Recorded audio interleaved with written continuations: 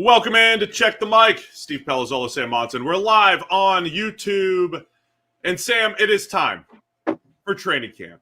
It is training camp week. It's actually already started because we have the Lions and Chargers playing in the Hall of Fame game a week from Thursday.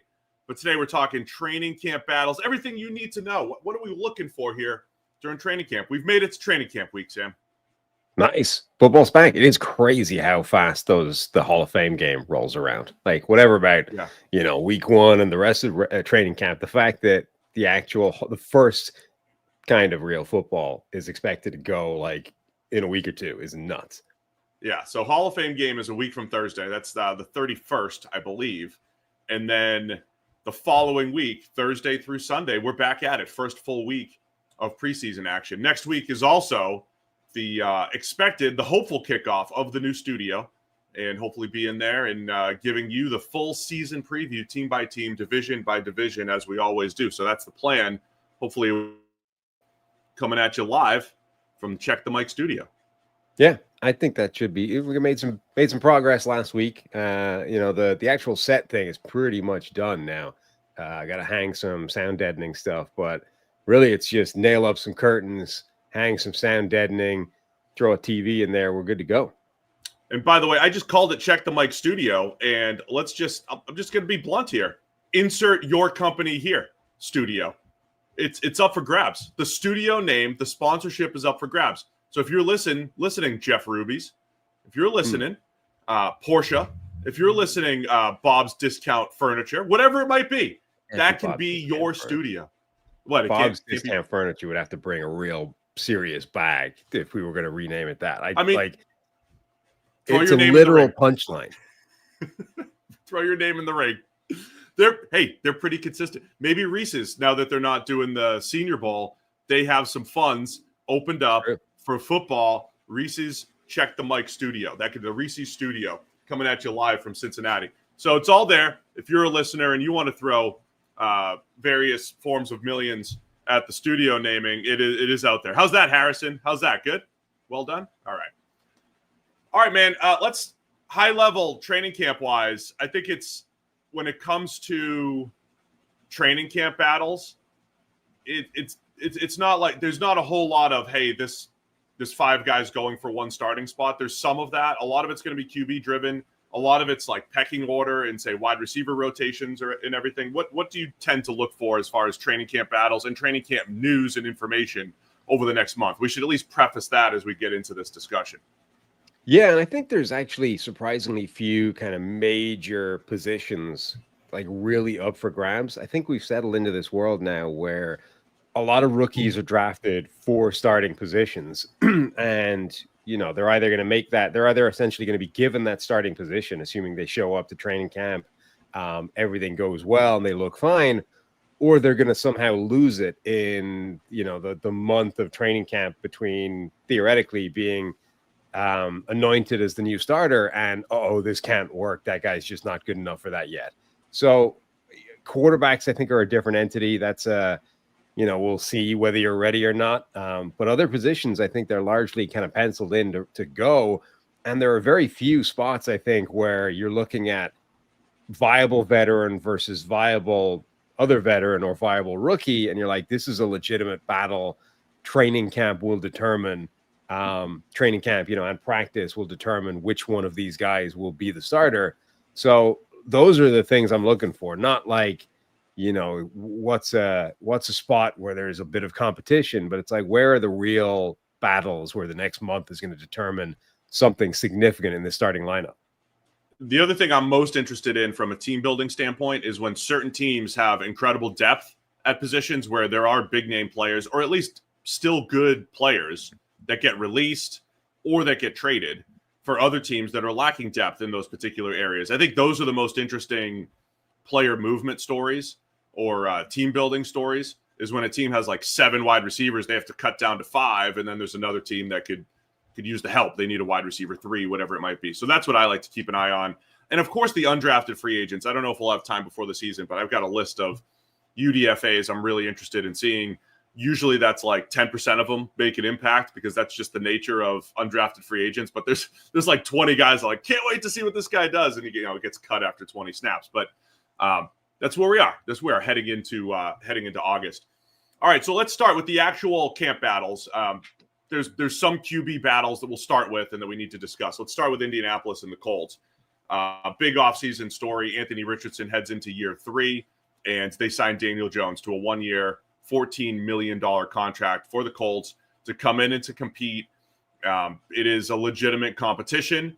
And again, I don't know what it comes down to, if it's literally who outplays whom, or if the Colts are kind of leaning toward, hey, we're moving on from Anthony Richardson. That's why Daniel Jones is here. And we think in year 3 of Shane Steichen that they can maximize this roster and actually make a little playoff push with Daniel Jones, whereas Anthony Richardson is just far too inconsistent to put out there for year 3. What are you looking for in this battle, and how do you think this thing shakes out?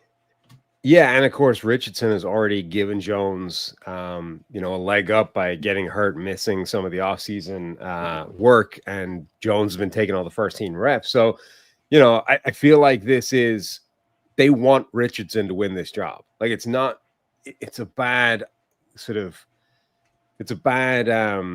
signal of the state of the Colts franchise if Daniel Jones wins the starting job from their, quarterback of the future, and you've got to roll into the season with Daniel Jones. Now, I think in the balance of probabilities, Daniel Jones might be the best quarterback they have on the roster.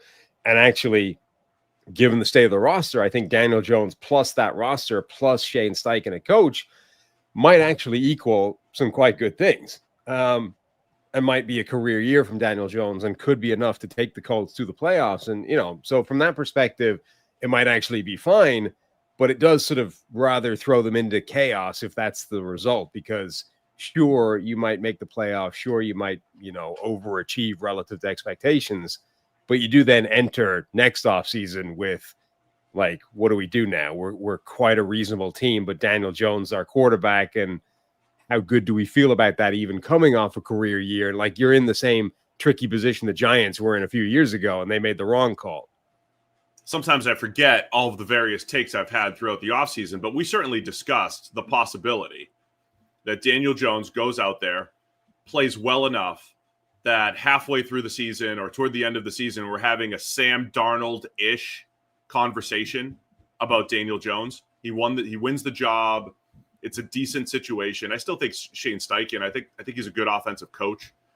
We're just 1 year removed from him, to get with Gardner Minshew as the quarterback, making a playoff push or being in playoff contention right up until the end of the season. There's a world where we're talking about Daniel Jones. Is he worth $30 million? Is he worth $35 million at the end of the year? So I'm trying to paint the picture of what this looks like. Daniel Jones, if he wins this job, goes out there. We've said we think it's the best situation he's been in. I think the Colts offensive line has more question marks than it's had in recent years because of turnover there, but it's still decent. And a good group of playmakers, including first-round pick Tyler Warren. So you've got a really nice trio of wide receivers, a fourth with A.D. Mitchell as a wild card, Tyler Warren, Shane Steichen calling plays. I think either guy is set up for some level of success, whether it's Anthony Richardson or Daniel Jones. But there's really a world where Jones wins the job, and halfway through the season, the Colts are sitting there. They're 7-3 or 6-4. It's like, I don't know. Maybe Daniel Jones is the future in Indianapolis. Yeah, no, there is. I mean, I think that's real. I don't know. Yeah, again, I think that puts them into some difficult situations heading into next offseason if that's the way it goes. But I think that's absolutely, like, in this competition, even assuming Anthony Richardson stays healthy in training camp, I think I would, like, if I was a bookie, I would label Daniel Jones as the favorite. I think he's the most likely guy to win the job if it was an honest, battle where it's being done on merit. It's not, though. Like, I think the team wants Richardson to win this job. So if it's 45-55 in favor of Daniel Jones, they'll probably still give the job to Richardson. Like, Jones needs to win this conclusively throughout training camp, I think, to be given the job. Or Richardson needs to, be injured enough again that they're like, look, even if we want him to win the job, we can't trust him going forward. We're going to give it to Jones from that perspective. The on the Richardson side, I've said before, I said, look, if Jones does win the job, I'm another team, especially a team that needs a quarterback in the future, like the Jets say. I'm calling about Anthony Richardson, right? The Jets, as in they've got a bridge quarterback in Justin Fields. Even if he does great, I'm going to buy low on Anthony Richardson. I would absolutely do that. I made the point of somewhere in this offseason that he's had a third of the snaps or the third of the dropbacks as Bo Nix, rookie last year, a third of the dropbacks between college and the NFL. And when we talk about player development and QB development and how much they just need time sometimes. And look, Jaden Daniels, did he hit the ground running as a rookie? Yes. He was a 5-year starter between Arizona State and LSU. Yeah. Did Josh Allen take 3 years before he figured out? Yes. And he had multiple years of starting at Wyoming. That's the tricky part with Anthony Richardson. I'm all about, sometimes you got to give up on a guy because you can't afford, like you're the Colts, you can't afford to be the team that waits for Anthony Richardson to develop. But as another team, it's like, all right, Colts, you guys gave him some reps. You guys gave him a little bit of experience. We'll take it from here and hope that we, catch lightning in a bottle with the buy low. That's the tricky part about the Richardson evaluation. Inconsistency, injury issues, but also just no experience. Like, I don't know if he should even be good at this point because he hasn't been on the field a whole lot.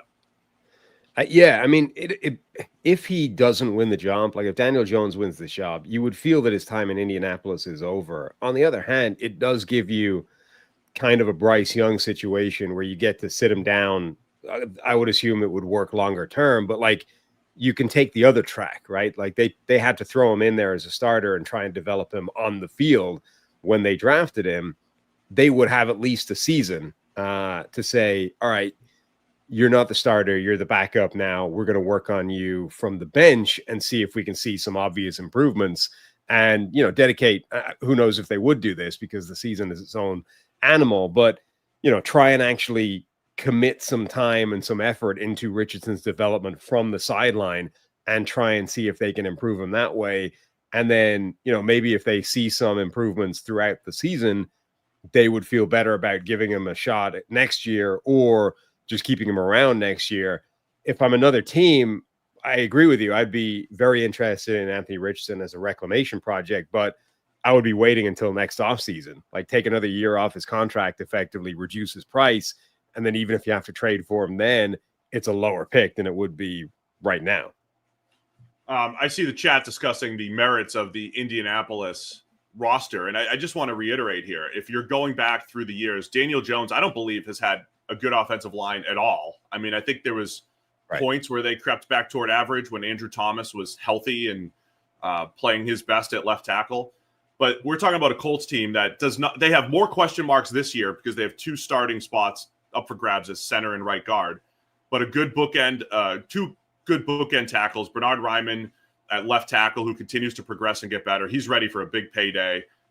Braden Smith at right tackle, still very good.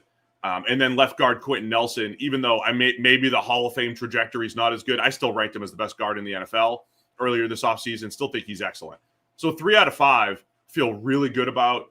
And then it's a battle at center and right guard between various players. I think that's way better than what Daniel Jones has had. You're talking 3 out of 5 is looking good. And there's, if a couple guys are average, you're talking about a top 10 offensive line for the Colts. If the center and right guard can be average-ish, you're talking about a top 10 offensive line. So there's that. And then the playmakers, as I said, Pierce as a deep threat, Michael Pittman Jr., Josh Downs, one of the best slots in the NFL, and then bring in Tyler Warren. That is a nice group where if Richardson or Jones, whoever wins the job, is in position to have a nice season.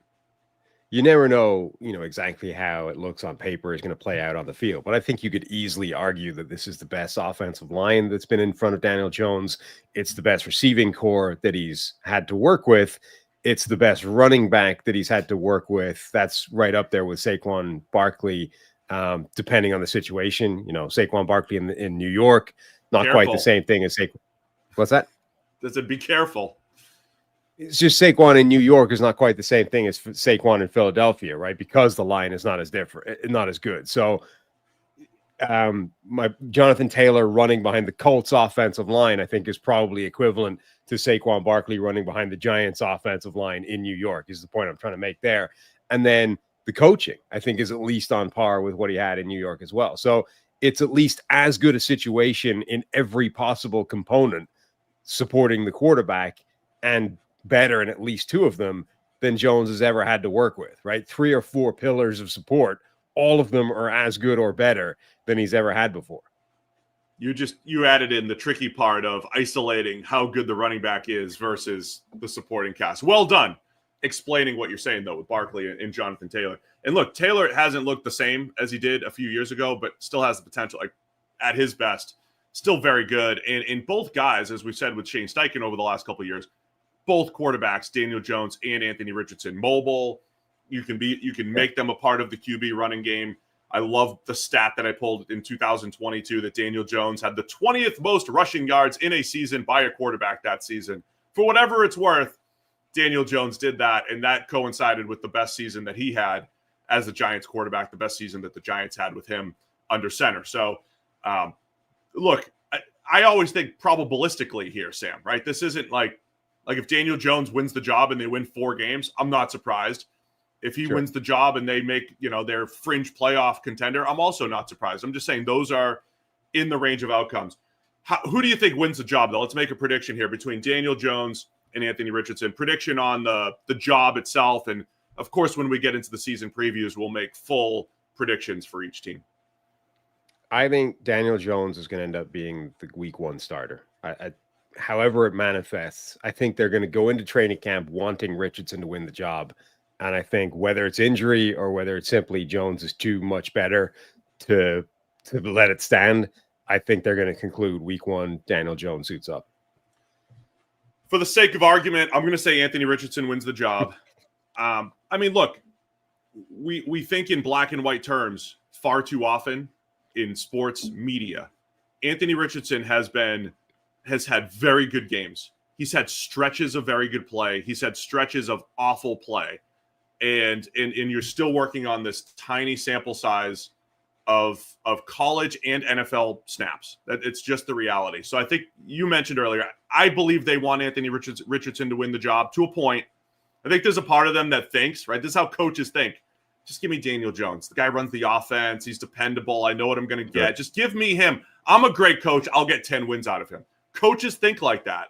But I think the front office, the organization would love to have, in their perfect world, if they're painting a picture, Anthony Richardson takes a massive step forward, leans into the potential, the running ability, the downfield ability, and just cleans up some of the inconsistency as far as accuracy, and then the game-to-game inconsistency. His game against the Jets last year was outstanding. Had a 3-game stretch that was pretty good.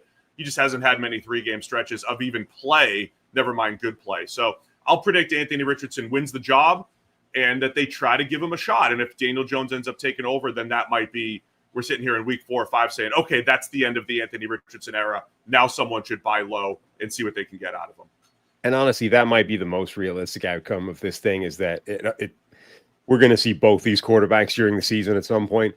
Like, they're just going to go back and forth between the two. Neither one of them is playing particularly well. Neither one of them is particularly a good quarterback, at least right now.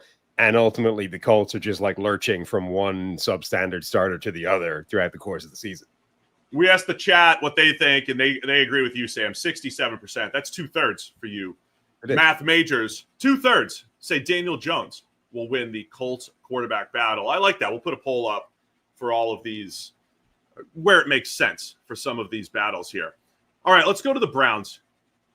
Browns quarterback battle. No, sorry, Saints. I scrolled too far. Saints first. I'm sorry, Will. Will was pivoting. Get ahead of yourself. We fixed it. We'll spend an hour and a half on the Browns in a minute. Saints quarterback battle. Derek Carr retires this offseason. Tyler Shuck is the 2nd-round selection. He's 25 years old. I would say he's the favorite to win the job, but they're calling it an open quarterback competition between second-year quarterback Spencer Rattler, Jake Haener is also in there. Hunter Deckers is in there as an undrafted rookie. I think you liked him during draft time as an outside sleeper there. What are your thoughts on the Saints quarterback battle here in training camp?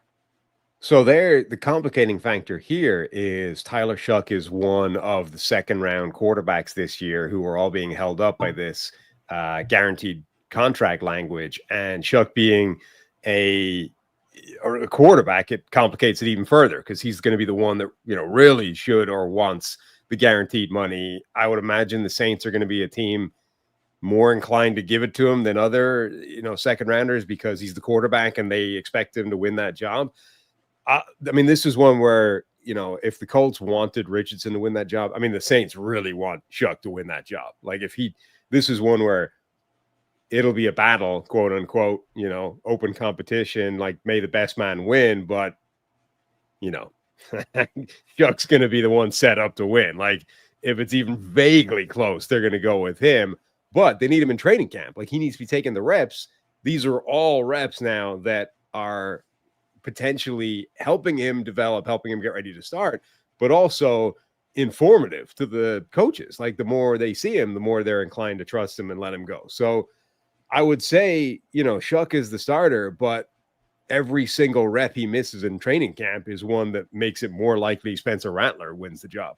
And would you agree? I mean, when it comes to the guaranteed money, when you're talking about a defensive end or a cornerback, I think it's a lot easier to give up a little bit more guaranteed money. That the chances are high that a second rounder is going to be on the roster 4 years from now. The chances of a quarterback, if he doesn't pan out after 2 years, I think it's far more likely that the quarterback's not on the roster. I mean, that happens with first rounders all the time. You see Zach Wilson, you see former starters like Desmond Ridder or Sam Howell. They get 2 years on the roster, then they're done, right? You had some starting opportunities, now you're out. It's far more likely that a quarterback is gone than any other position because, again, they could sit there as the backup. They could sit there as part of the rotation and still contribute, whereas the quarterback is a lot of all or nothing. So I think it's a little bit more difficult to give up guaranteed money at the quarterback position than others. It is. Although second rounder, you can still kind of keep those guys on the roster even if and when they don't work out. We're already out of date, by the way, such is the speed with which the news moves at this time. Tyler Shuck has in fact signed his deal and it's fully guaranteed. So as I was saying, the Saints needed him in training camp. They needed to get him going. They were the ones most likely to give up that fully guaranteed deal in this second round, which is going to, make some dominoes fall for the rest of these second rounders. Tyler Shuck is now signed, fully guaranteed deal, ready to go. Ergo, he's going to win that job, I would assume. All right, start over. Saints quarterback job, Tyler Shuck. Is there any chance that he does not win the job and say, I would say Spencer Rattler is the biggest threat here. Is there any chance that Tyler Shuck does not win the job and he's the opening day starter for the Saints? Yeah, there's a chance in a couple of ways. Number one, I mean, Tyler Shuck was an interesting draft prospect because he pretty low sample size of starting. He's incredibly old relative to, regular prospects. And he had a weird career where it was quite low in terms of like boneheaded plays, like the boneheaded play ratio, should we call it? PFF would have called it turnover worthy play rate. But if we're outside of the PFF ecosystem, if you rename that to like boneheaded play rate, his boneheaded play rate was pretty low, but the intensity of the boneheaded plays were spectacular. Like, he has 5-6 of the worst plays you're ever going to see a quarterback make, but only 5 or 6, right? It's weird. You don't tend, like, generally speaking, quarterbacks that are capable of making the level of boneheaded play that Tyler Shuck is capable of making make a lot of them. It's quite unusual to find a quarterback that rarely makes a really boneheaded play, but when they do, they're like supernova level boneheaded play. So he's an unusual prospect in that way. The point is, if he makes a few of those in a row in training camp, that's the kind of thing that would terrify a head coach or any kind of coach. The other thing I think that would work against him is Spencer Rattler. It looks right. He has one of the sort of prettiest just throwing motions you're going to find. I can imagine Spencer Rattler looking phenomenal in training camp. And if those two things coexist at the same time, you get a run of like horrific Tyler Shuck plays and at the same time, you're just watching Spencer Rattler like drop back, fluid motion, stroke the ball right to the intended target. It doesn't take more than a couple of those days for a coach to come away being like, I don't know how we give the job to anybody else than Rattler.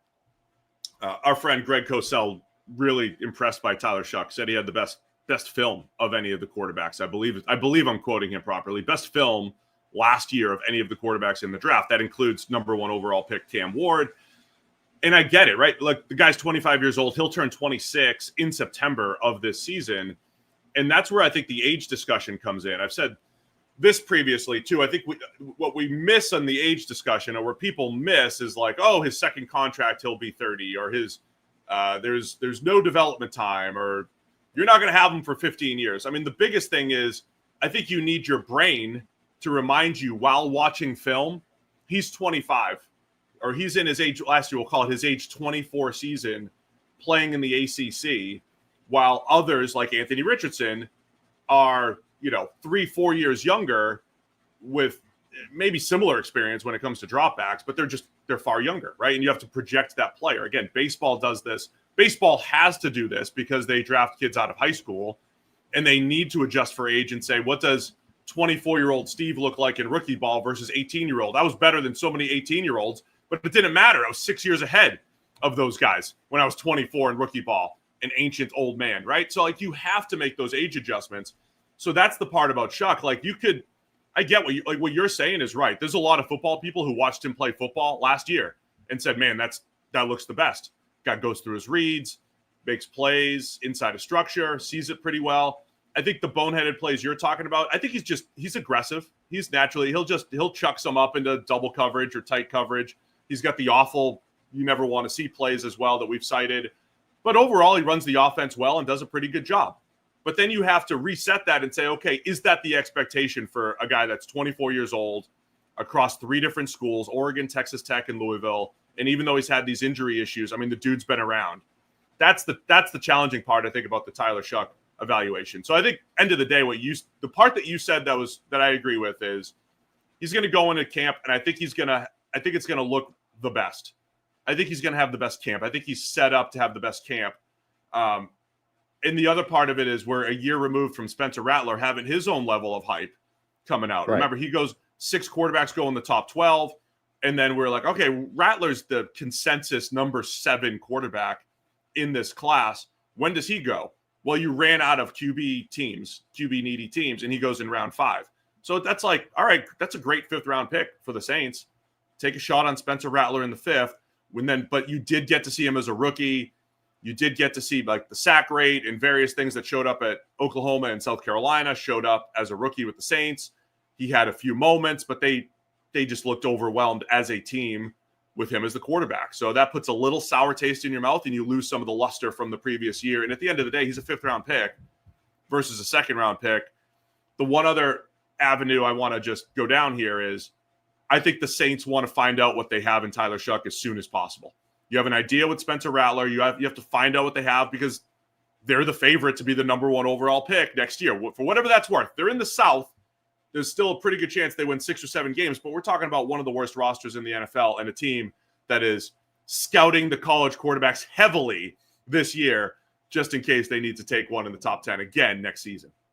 Yeah, the Saints are one of a couple of teams where they're hedging right now. They've given up a reasonable amount to get Tyler Shuck. Like, this is their guy, but they have to be reasonably aware that perhaps the most likely outcome for them is that they don't have a quarterback going into next offseason, but they're in position to take one at the top of next year's draft. So you're right. Like, they're not inclined to sort of give Tyler Shuck the best possible opportunity for Tyler Shuck. Like, the best thing for him might be a year on the sideline, develop and take a shot next year. He's just not going to get that opportunity. It doesn't help the Saints for that to be his pathway. He's going to play if he's going to be given an opportunity at all. And, that's the same with the Browns, right? The best thing for the Browns might be one of those quarterbacks learning from the sideline, developing, slow playing it. Doesn't matter. They're not going to get that shot. The Browns need those guys to play this year because they're going to be in position to take another guy who's a superior prospect next year and give him a shot. So they need to find out right now. It might not be the best mechanism for that quarterback to be good, but it's the only shot they're going to give him.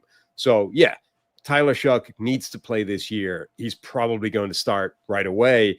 And the only things that would stop that happening are, a run of horrific play in preseason or training camp where it looks like he's not ready, probably coupled with Spencer Rattler looking really good in practice. Like, I don't think either one of those things on their own, honestly, would be enough for him not to win the job week one. Poll in the chat between Tyler Shuck and Spencer Rattler. We got 73% for Tyler Shuck. I think I'm hearing you think he's the guy, second round pick. He's 25. He's going to win the job unless it's disastrous. I completely agree. I'm expecting Tyler Shuck to be the number one overall pick. And then we're going to sit there unless the offensive line really improves. And they've got some pieces where that's possible. Or a couple playmakers emerge. Chris Olave stays healthy. I think it might be difficult to get the full evaluation on him year one. We might be talking about him under constant pressure, maybe not having the best situation, but we'll see what happens. I got Tyler Shuck winning this job, though. Yeah, it's like 75% Shuck, 24% Rattler, 1% somehow Jake Haener ends up winning that job. Jake Haener. Just Jake Haener, because he showed up to the league as Brock Purdy was breaking out. He was, is he the next Brock Purdy? He doesn't have a ton of arm. He's got the experience. And it's like our brain looks for patterns so much. There's so many analysts who are like, Jake Haener's the next guy. And look, it's in the range of outcomes. Just hasn't materialized yet for Jake Haener. All right, let's talk Browns QBs. Browns quarterbacks. We've got Joe Flacco. We've got Kenny Pickett. We have Dylan Gabriel, and we have Shedeur Sanders. The Shedeur Sanders lightning rod discussion here. And we know all camp for the Browns. Who's taking the snaps? Who's stepping onto the field first between Dylan Gabriel and Shedeur Sanders? Who's going to take the first snaps in the first preseason game among the rookies, not among all of them? How does this whole thing shake out, and how do you think the Browns want this thing to shake out? Do they even care? Is this the most interesting quarterback room in the NFL? Because there's no logic to it. Like it's like a random collection of four people thrown into a quarterback room. I think the logic makes sense because of the timeline. Let me just let's remember the timeline. They traded for Kenny Pickett, a buy low late round pick swap with the Eagles, right? So you buy low on a former first round pick, Kenny Pickett. That makes sense when you have zero quarterbacks on your team. Then before the draft, they signed Joe Flacco, right? That was before the draft.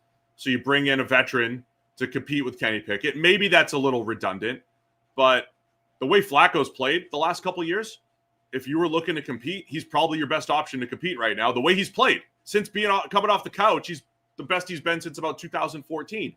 And then we know how the draft shook out, right? They had a ton of picks early. They take Dylan Gabriel in the third. Clearly, they liked Dylan Gabriel enough to take him in the third more than other people liked him, similar to how we liked him.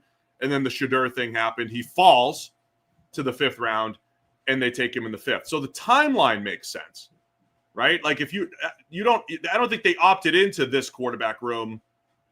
The timeline kind of made sense for all those players to be added. So now continue. Sorry, I needed to at least rehash that. Yeah.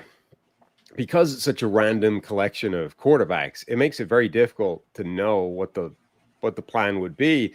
Like Joe Flacco, there are going to be a lot of supporters within the building, right? If you're a veteran player on the Browns roster who's interested in winning now, not next year, like this is the problem and the tension with this strategy of, let's play for the future. Let's go for next year. Did you just move into a prison or something? You suddenly got like light striations across your face, like you've been locked up in jail. Yeah, there you go. I leaned forward and it's not the best lighting in Mom's basement down here. It's not best for YouTube lighting. Got it. I'll sit up. I'll sit up straight. So yeah, like the people in the front office are like, we've got this plan. We're gonna, 2026 is gonna be our year. We're gonna shoot for next year. We're gonna push collateral into the next year's draft, and that's when we're going to go for our thing. And this year we're going to kind of, just fudge, right? We're just going to get through this year. Next year is going to be our year. Problem is, if you're a veteran player on the Browns roster, you have no interest in that. This is one of the, even if you're like secure within your place, like let's say you're Myles Garrett, you just signed your $40 million a year deal. You're like happy as a clam in terms of job security. But Myles Garrett is watching the clock run down in his own career and is like, this is one of the years I have left to win something, to, set a legacy. Like, I don't have any interest in just getting through this year to next year. This is a waste of the limited time I have on the field. It's even more the case if you're a guy whose job is in jeopardy, who this is a career year, whatever. Like, they have no interest in this, like, let's just get through the season thing. They want the best quarterback to win games right now. The best quarterback to win games right now could be Joe Flacco. And, he might be the best quarterback. Plus, he's the most obviously, he looks the most obvious NFL-wise, right? He's the tallest. That's a big thing in your favor from a quarterback point of view. He's probably got the strongest arm still. Maybe Dylan Gabriel. Let's just say he's at least got an obvious strong arm still. Like, he just looks the most NFL quarterback like, right? So guys like Myles Garrett are going to be there going, there's 4 guys over there. One of them is short. One of them is kind of, gangly and was a 5th round pick and one of them's got tiny hands. So give me the big, strong guy. He's the starting quarterback. It's obvious. Garrett's going to be comparing hand sizes. He's like, this guy, Kenny Pickett can't play. His hand's half the size as mine. So the Joe Flacco experience is really interesting because he was with the Ravens. They win the Super Bowl in 2012. I think he was always a pretty good quarterback. He had an outstanding run in 2012. After that, he never really got back to it. And he was like a reasonable starter for the next few years. And he goes to Denver, and it was like, this guy's cooked, right? He's supposed to have this big arm, and it doesn't really show up, and he can't move in the pocket. Eventually becomes a backup, retires. But I forget the exact timeline on the retirement. But basically the last 3 places Joe Flacco has been, though, he's been the best quarterback in his situation. So when he was with the Jets, he overtook Zach Wilson. Mike White was in there. And like when Joe Flacco ran the offense, it was at its best. Then he retired, comes back to the Browns, and way better than Deshaun Watson, way better than all the other quarterbacks that they've tried. Joe Flacco, the run that he had in 2023, remember, he led a playoff push for this Browns team in 2023. Right. So there are enough people still in Cleveland. The whole secondary is still here. Myles Garrett, who you mentioned, the whole offensive line, pretty much, they were all there in 2023. And they remember, like, this guy brought us to the playoffs. We went into Houston and got smoked. But, like, we made it to the playoffs with Joe Flacco just a couple of years ago. And the roster's a little bit worse, I think, than it was then. But it's not like it's Joe Flacco brought this team to the playoffs. And then Kenny Pickett, again, like as a buy low, presumed backup, spot starter type, like I don't mind that. So to me, it's one of Flacco or Pickett, and it's going to be like, what's your appetite for Kenny Pickett, the reclamation project, once again in this recency bias of Geno Smith and Baker Mayfield and Sam Darnold, reclamation projects coming good. The Browns took their shot on Pickett, Super Bowl champion. So I think to me, it's either like, do you actually want to win now and it's Flacco?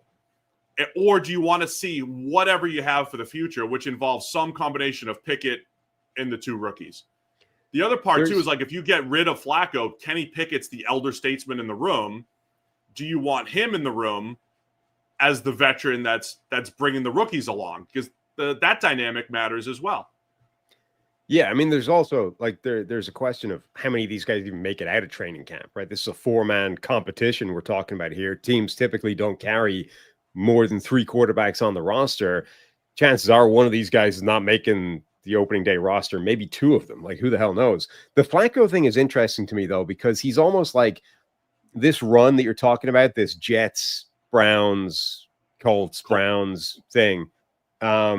It's almost like the anti-Jameis Winston, where the vibes are good, but the actual underlying play, I don't think has been that strong or has been as strong as the vibes, whereas Jameis almost the other way around. It's like Jameis actually puts up some very strong numbers, but everyone still looks at it and goes, you know what?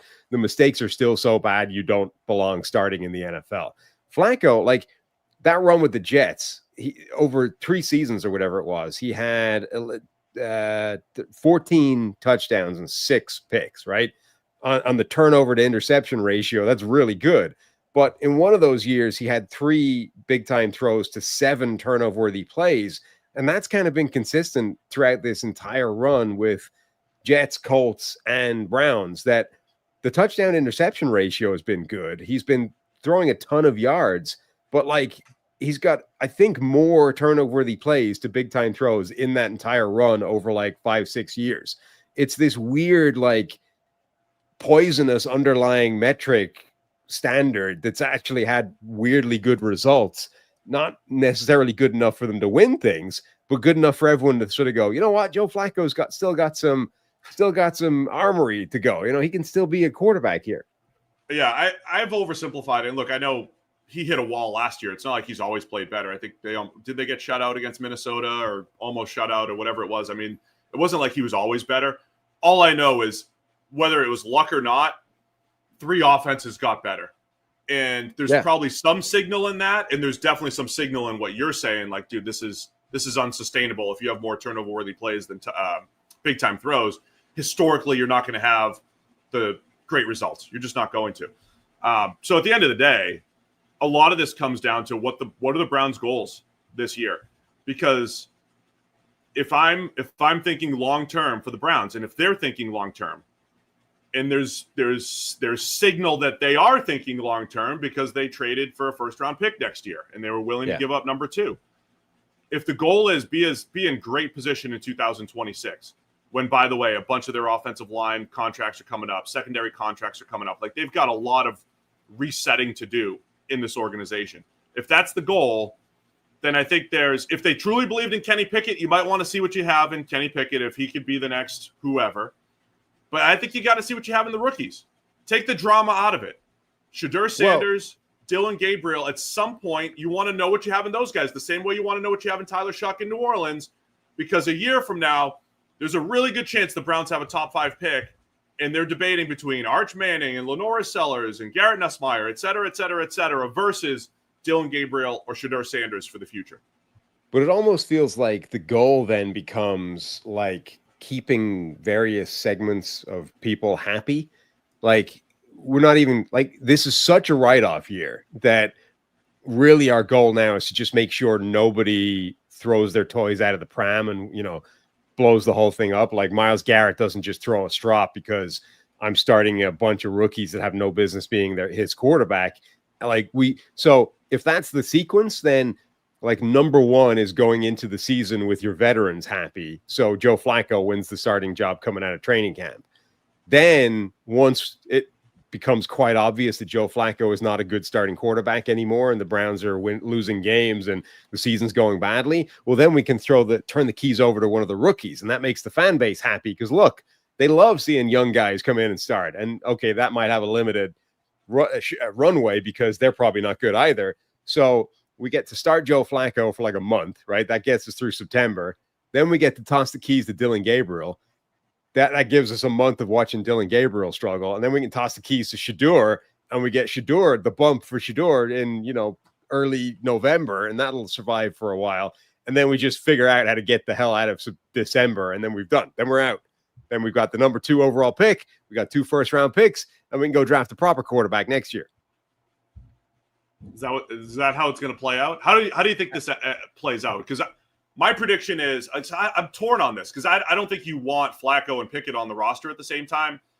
But, you know, like the rumblings coming out of Chicago where the veteran quarterback in Chicago for Caleb Williams was year 2 player Tyson Bagent as the backup. Yeah. It's like that's the guy so they bring in Case Keenum, right? You just bring in the older backup to help him, you know, learn how to watch film. Somebody's got to watch film with this guy. Somebody's got to bring him along. Is Kenny Pickett, does he have veteran status enough to be that guy? Or do you make it Flacco? And of course, look, Flacco, I loved his answers when people asked him about that. He's like, no, my job is not to mentor quarterbacks. He's like, I'm not even going to answer this question because you guys are going to twist it, which is right. Like the media twist this thing all the time. Do you want to compete for the job, or are you going to mentor the quarterbacks? It's like you can't give a right answer, but the answer is you're obviously trying to win the job, and your job is not to mentor guys. It doesn't mean you're a loser or a jerk, that you're not like trying to teach Shedeur Sanders the playbook.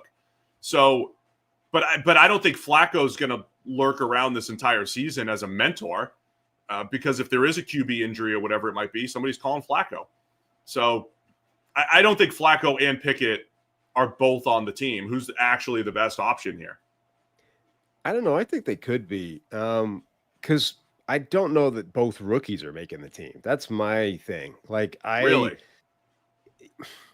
They can't carry 4 quarterbacks, right? Now maybe one of them can get through the practice squad, and that might be the way they do it. Like Shedeur gets cut before training camp, or not before training camp. Shedeur gets cut before the season in the last round of cuts, and they try and sneak him through to the practice squad. I don't know if he would make it, even as a guy that slipped to the 5th round, is somebody picking him up. Sorry to interrupt, but like he probably would, right? I mean, we're talking every team passed on him in the 5th. Who was it the Broncos or Dolphins? It was the Broncos that thought they were going to take him as a UDFA, right? That was the report that Sean Payton was going to bring him in. But I don't know if there's going to be a whole lot of demand for Shedeur Sanders on waivers. No, but I think it would change. I think the whole math has shifted since the draft, where if he got cut before the season, I think it's a very different thing than drafting him.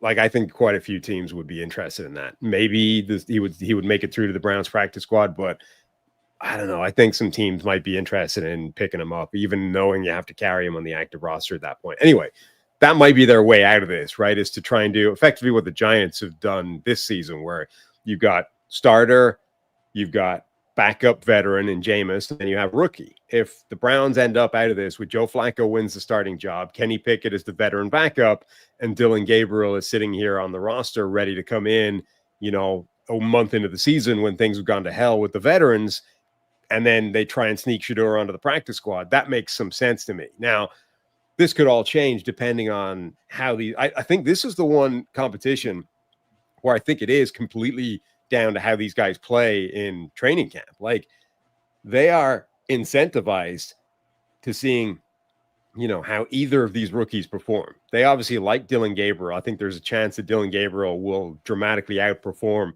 his draft position, and he could win the job in training camp. Like, he could justify the degree of praise that the degree of faith that the Browns had in him, and also easily, jump over Kenny Pickett or even Joe Flacco and be a starter for this team. Similarly, Shedeur Sanders, as much as the league kind of wrote him off in the draft, I still think has the potential to be one of the best quarterbacks in this draft. And if he immediately shows up and is like, okay, I'm still the most accurate quarterback in this draft, I'm still an elite processor, and by the way, a lot of the negativity in terms of taking sacks and, dithering in the pocket was an offensive line problem rather than a Shedeur Sanders problem. Like, if that's obvious quickly, he could easily jump Gabriel like immediately and again be pushing to start. So this is a weird one because I think there's so many outcomes that are possible for this. With the Saints battle, I think the outcomes are pretty limited and minimal. The Browns one is chaotic because almost anything could happen. Yeah. So what you said about Sanders, like sneaking him through to the practice squad, I think that is a viable option. I'm gonna predict though Pickett's the starter. I think Flacco's the odd man out. Kenny Pickett is the starter. Dylan Gabriel and Shedeur Sanders. And this is a slight case study in what you think is ridiculous. What I always draft a quarterback every year, bring in 2, who cares? But the question is, you don't have enough reps to go around. How do you know what you have? So there's a little bit of a case study here where Dylan Gabriel, Shedeur Sanders, what's the rep mix? What's the snap count mix in preseason games? This is where I think the Browns would love to have the 4 preseason games instead of 3, like you had historically. Like, younger teams would love to have more reps to just get more evaluation opportunities. So I can't wait to see how that breaks down, because like I said, you and I both had Shedeur Sanders as QB2 in this draft, but we both had Gabriel as QB4. I mean, we both had them ranked pretty close, but we had Shedeur we expected him to go in the first round, and wouldn't be surprising if he's better. And I also wouldn't be surprised if Gabriel was as good as what we thought he could be, but it might take him a bit of time to get going. So Gabriel versus Sanders, I'll be watching very closely during training camp and during the preseason. The reps thing is huge. I don't know in today's NFL how you give 4 quarterbacks significant reps. Like I just don't know how that's possible, that they get any kind of meaningful look. So this is, again, it's unusual for the Browns, because I think they would, if you really wanted to come up with who the best quarterback is for this team this year, 4 guys genuinely deserve significant reps here. I don't know where the reps are coming from. Like, how do you possibly give all 4 of these guys a reasonable shot at proving they can be the guy, particularly with like the first team? I mean, forget just number of reps, period, but like with a viable supporting cast, with the guys that are supposed to be playing football in October rather than the guys that are just there to make up training camp numbers. I don't know how that's possible. So I think you need to end up making decisions very quickly so you can then streamline the reps, and you can then, start to funnel the reps where you think they're going to make a difference. Again, that makes this more and more difficult, because you have to make these snap decisions rather than saying everyone is going to get 25% of the reps all the way through training camp in a month, and maybe there's enough volume sample size wise to make a call. You don't have that luxury. You need to decide, like, after a week, which guy is the odd guy out, because that guy's going to start getting 2 reps a day, right? Because we need to give the other, like, we need to actually funnel the reps where the reps make sense. Like, it's a very difficult environment now to do what the Browns are doing, to have like 4 quarterbacks who all have a theoretical, realistic chance of winning the job. All I know is I'm ready for training camp completion percentages. I'm ready for all that. Shedeur ones. I know. Shedeur Sanders, was it Shedeur that completed 95% of his passes somewhere? Like, who wasn't there? JJ McCarthy was at like 95% completion rate in training camp. I'm ready in minicamp. I'm ready for all of it. Shedeur Sanders goes 10 for 12 with 6 touchdowns, and then like during red zone work, right? Where your brain says, 6 touchdowns. It's like, yeah, they were all red zone plays. Of course they're going to be touchdowns. So just be ready. Just be ready for the completion percentages. Predict the Browns quarterback depth chart week 1. I'm going to go Kenny Pickett, Dylan Gabriel, Shedeur Sanders. I think they're going to have Pickett start, and one of Gabriel or Sanders will get a shot relatively quickly after pedestrian play from Kenny Pickett. I think it's going to be Joe Flacco, Kenny Pickett, and Dylan Gabriel, 1, 2, 3. And then I think Shedeur is either cut or practice squatted. One thing I could promise you, as Check the Mic listeners and viewers, we're going to go live every time Shedeur Sanders and or Dylan Gabriel plays touches of football. Oh my gosh, yeah. Look, we need views too. It's not just ESPN. We need views too. We saw significant growth talking about Shedeur Sanders. And he's fun to watch. He's a fun quarterback to watch. I enjoy watching Shedeur Sanders. I loved watching Colorado games. I actually kind of like the way he operates. So anyway, we're going to be we can instantly react to Shedeur Sanders every preseason outing. We're going to do it. Final question. What would you do? So that's what we predicted, what we think week 1 will look like. If it was GM Steve, what would GM Steve's 3-man depth chart be? I think it's probably the same. It's Pickett and then some combination of Gabriel or Sanders. I know I ranked Sanders higher. So theoretically, I should say Kenny Pickett, Shedeur Sanders, Dylan Gabriel.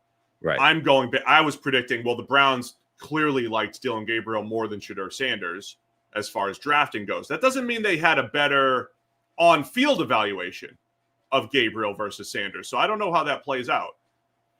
But I would try to give Gabriel or Shedeur as many reps as possible.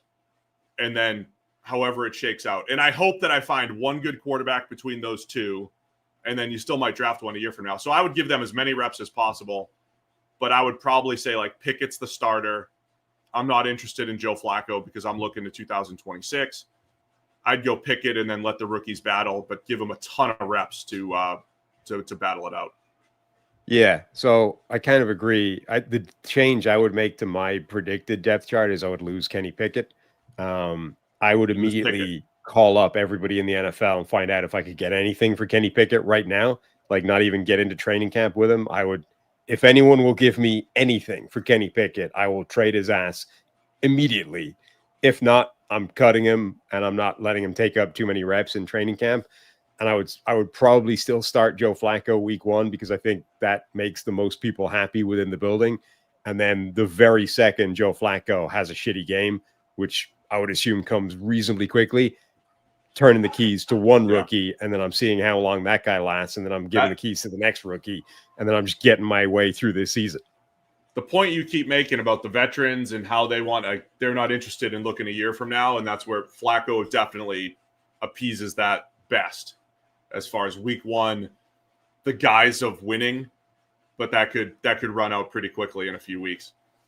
All right, another really challenging last quarterback one before we get into some other positions. Challenging quarterback decisions here. New York Giants. And look, they opted into this. Russell Wilson, Jameis Winston, and then first rounder Jackson Dart. Tommy DeVito is also there, slinging some cutlets and everything for morale. This is the most interesting quarterback room in the world, maybe in history. But Russell Wilson comes in on the cheap. Jameis Winston comes in really on the cheap. I still cannot believe Russell Wilson and Jameis Winston are in the same QB room. And then the Giants traded up back into the first round to get Jackson Dart. Didn't give up a ton to go get Jackson Dart. Gave up a few picks, but nothing significant. This wasn't future of the franchise altering. So a decent investment to go get Jackson Dart and take a shot on the second quarterback selected in this draft in Jackson Dart. So how does this shake out here for the Giants? I feel like this is one where it's like, the angel and the devil on either shoulder. I think the Giants, process-wise, this has been sound. They have Russell Wilson, a starter, who is still, he's a viable starter. He's not what he used to be. He's not particularly good anymore, but he's fine. And you have Jameis Winston, who is a very capable, like one of the better backups in the NFL still. Again, he's unique. He's a weirdo from a personality standpoint. And even just in terms of quarterback, he's a weirdo, right? High volatility, probably still the most volatile quarterback in the NFL. You're capable of phenomenal, amazing 350-yard, 5-touchdown games. You're also capable of utter meltdowns, turnovers all over the place, whatever. And then you have the rookie, the guy that you traded up to get and is in position now to be your quarterback of the future. A lot of it, I think, comes down to how real is your belief in Jackson Dart? Did you really believe he's the guy, or is this simply, the product of a bad quarterback class and you were in position to go get him in the second round? You knew you could wait because nobody likes these quarterbacks and he wasn't that good and you can go get the guy. If they really believe Jackson Dart is the future, but not necessarily the present, I think they're incredibly well set up to start Russell Wilson, to turn to Jameis if and when Russell Wilson plays his way to the bench or gets injured, and Jackson Dart effectively did not have to step foot on the field this year. And next year, you can really push him in there as a starter and go forward. When teams have that as their aspirational utopian plan, it rarely works out, or not because they're forced into it, just because they get impatient, right? And they just end up turning to the rookie because it's easier to sell. And, oh, look, hope. Like when you get to deepest, darkest November and things have gone south and both quarterbacks are awful, it's easy to spark life into a fan base by saying, but look, the rookie's going to start this week, even if like he's not any better than these guys. This isn't going to go well. So I think if the Giants believe that Jackson Dart can be the future and, is a real option, the better angel on their shoulder will be saying, don't play him this year. Develop him from the sideline. Let him learn from the veterans. Try and work, coach him up from the meeting room. Don't put him out there until next year. What I think will happen, though, is that eventually the devil on the shoulder will say, yeah, but, the other two guys stink. It's not going well. You might as well throw him out there. He might be, maybe he's the guy, or like maybe he's the guy that just looks different, and it's all good, and you can have a good Christmas. Wouldn't you like a good Christmas? So that's what I think will happen. But I think the former should be the way you go.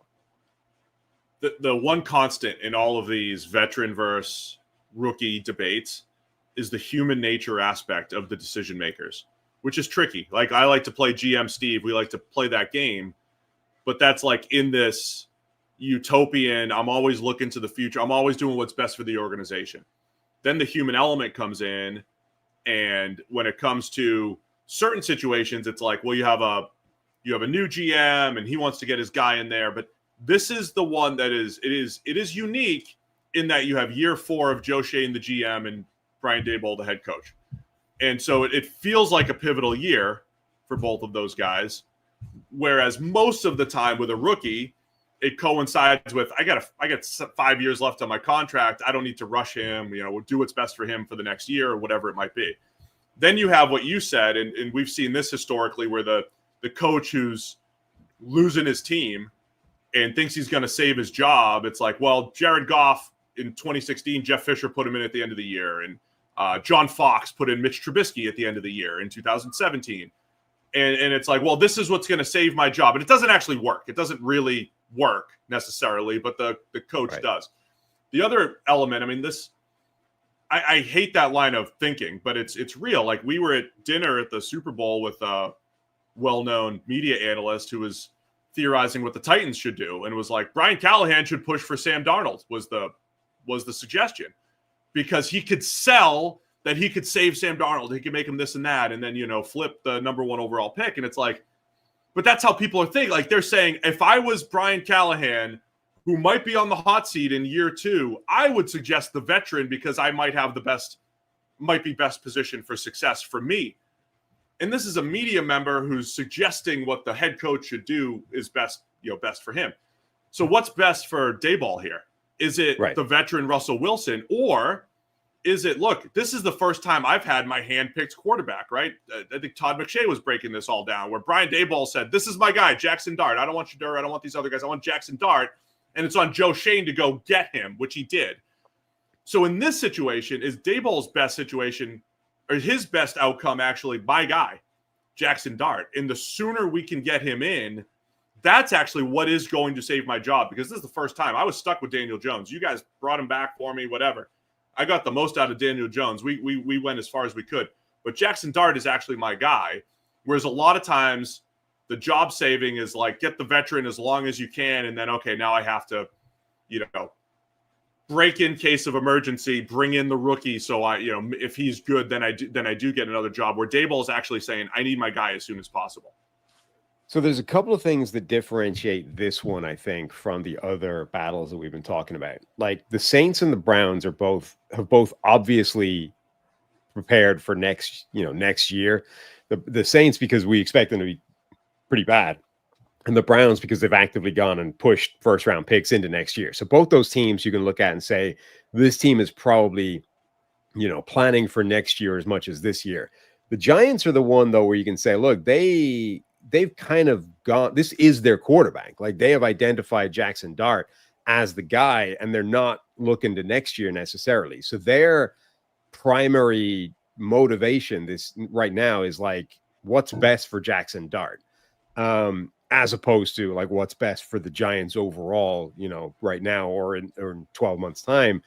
So then you get back to this referendum on, do you start a young quarterback right away, or do you develop him from the sideline? And the tricky part about that is, I don't know that there's a hard and fast answer to that. Like, I don't know if the Packers strategy, for want of a better term, draft the guy, sit him on the sideline for 1 or 2 years if you can, and then throw him out there and he hits the ground running and you end up going Hall of Famer, or whatever. I don't know if that's a thing, or if the Packers have just gotten lucky twice, right? And equally, as you can point to a lot of instances where rushing a guy in who people said at the time needed time, right? The Blake Bortles of the world, like guys where when he was drafted, people were saying this guy should sit. And the plan was to sit him. And then, a month or two into the season, he's out there getting killed for a bad team. You can point to a lot of those instances. The problem is that it doesn't necessarily follow that it would have been any different if you'd played the long game and developed him from the sideline. Like, he might have just been a bad quarterback. Equally, a year ago, we would have been saying, and I was saying, Drake May shouldn't play, right? He should sit in the sideline, not because he's not ready, but because the situation around him was so bad, it was potentially damaging. And Drake May, from very early on, was clear that it didn't matter. Like, he's able to overcome that. It's not damaging to him. There's no sign of this having a negative impact on Drake May, therefore start him. So I think it's difficult to say whether, should you say philosophically, I believe that sitting and learning from the sideline for like a year is a good thing for quarterbacks. Therefore, we're just going to do that all the time, right? I will always do that for my quarterbacks. Or do you say part of the job of being a general manager or a personnel guy is identifying when you have Drake May, right? Being able to see this guy doesn't need that. I generally lean in this direction, but it's clear that Drake May can start right away. That's the problem that the Giants are currently facing, right?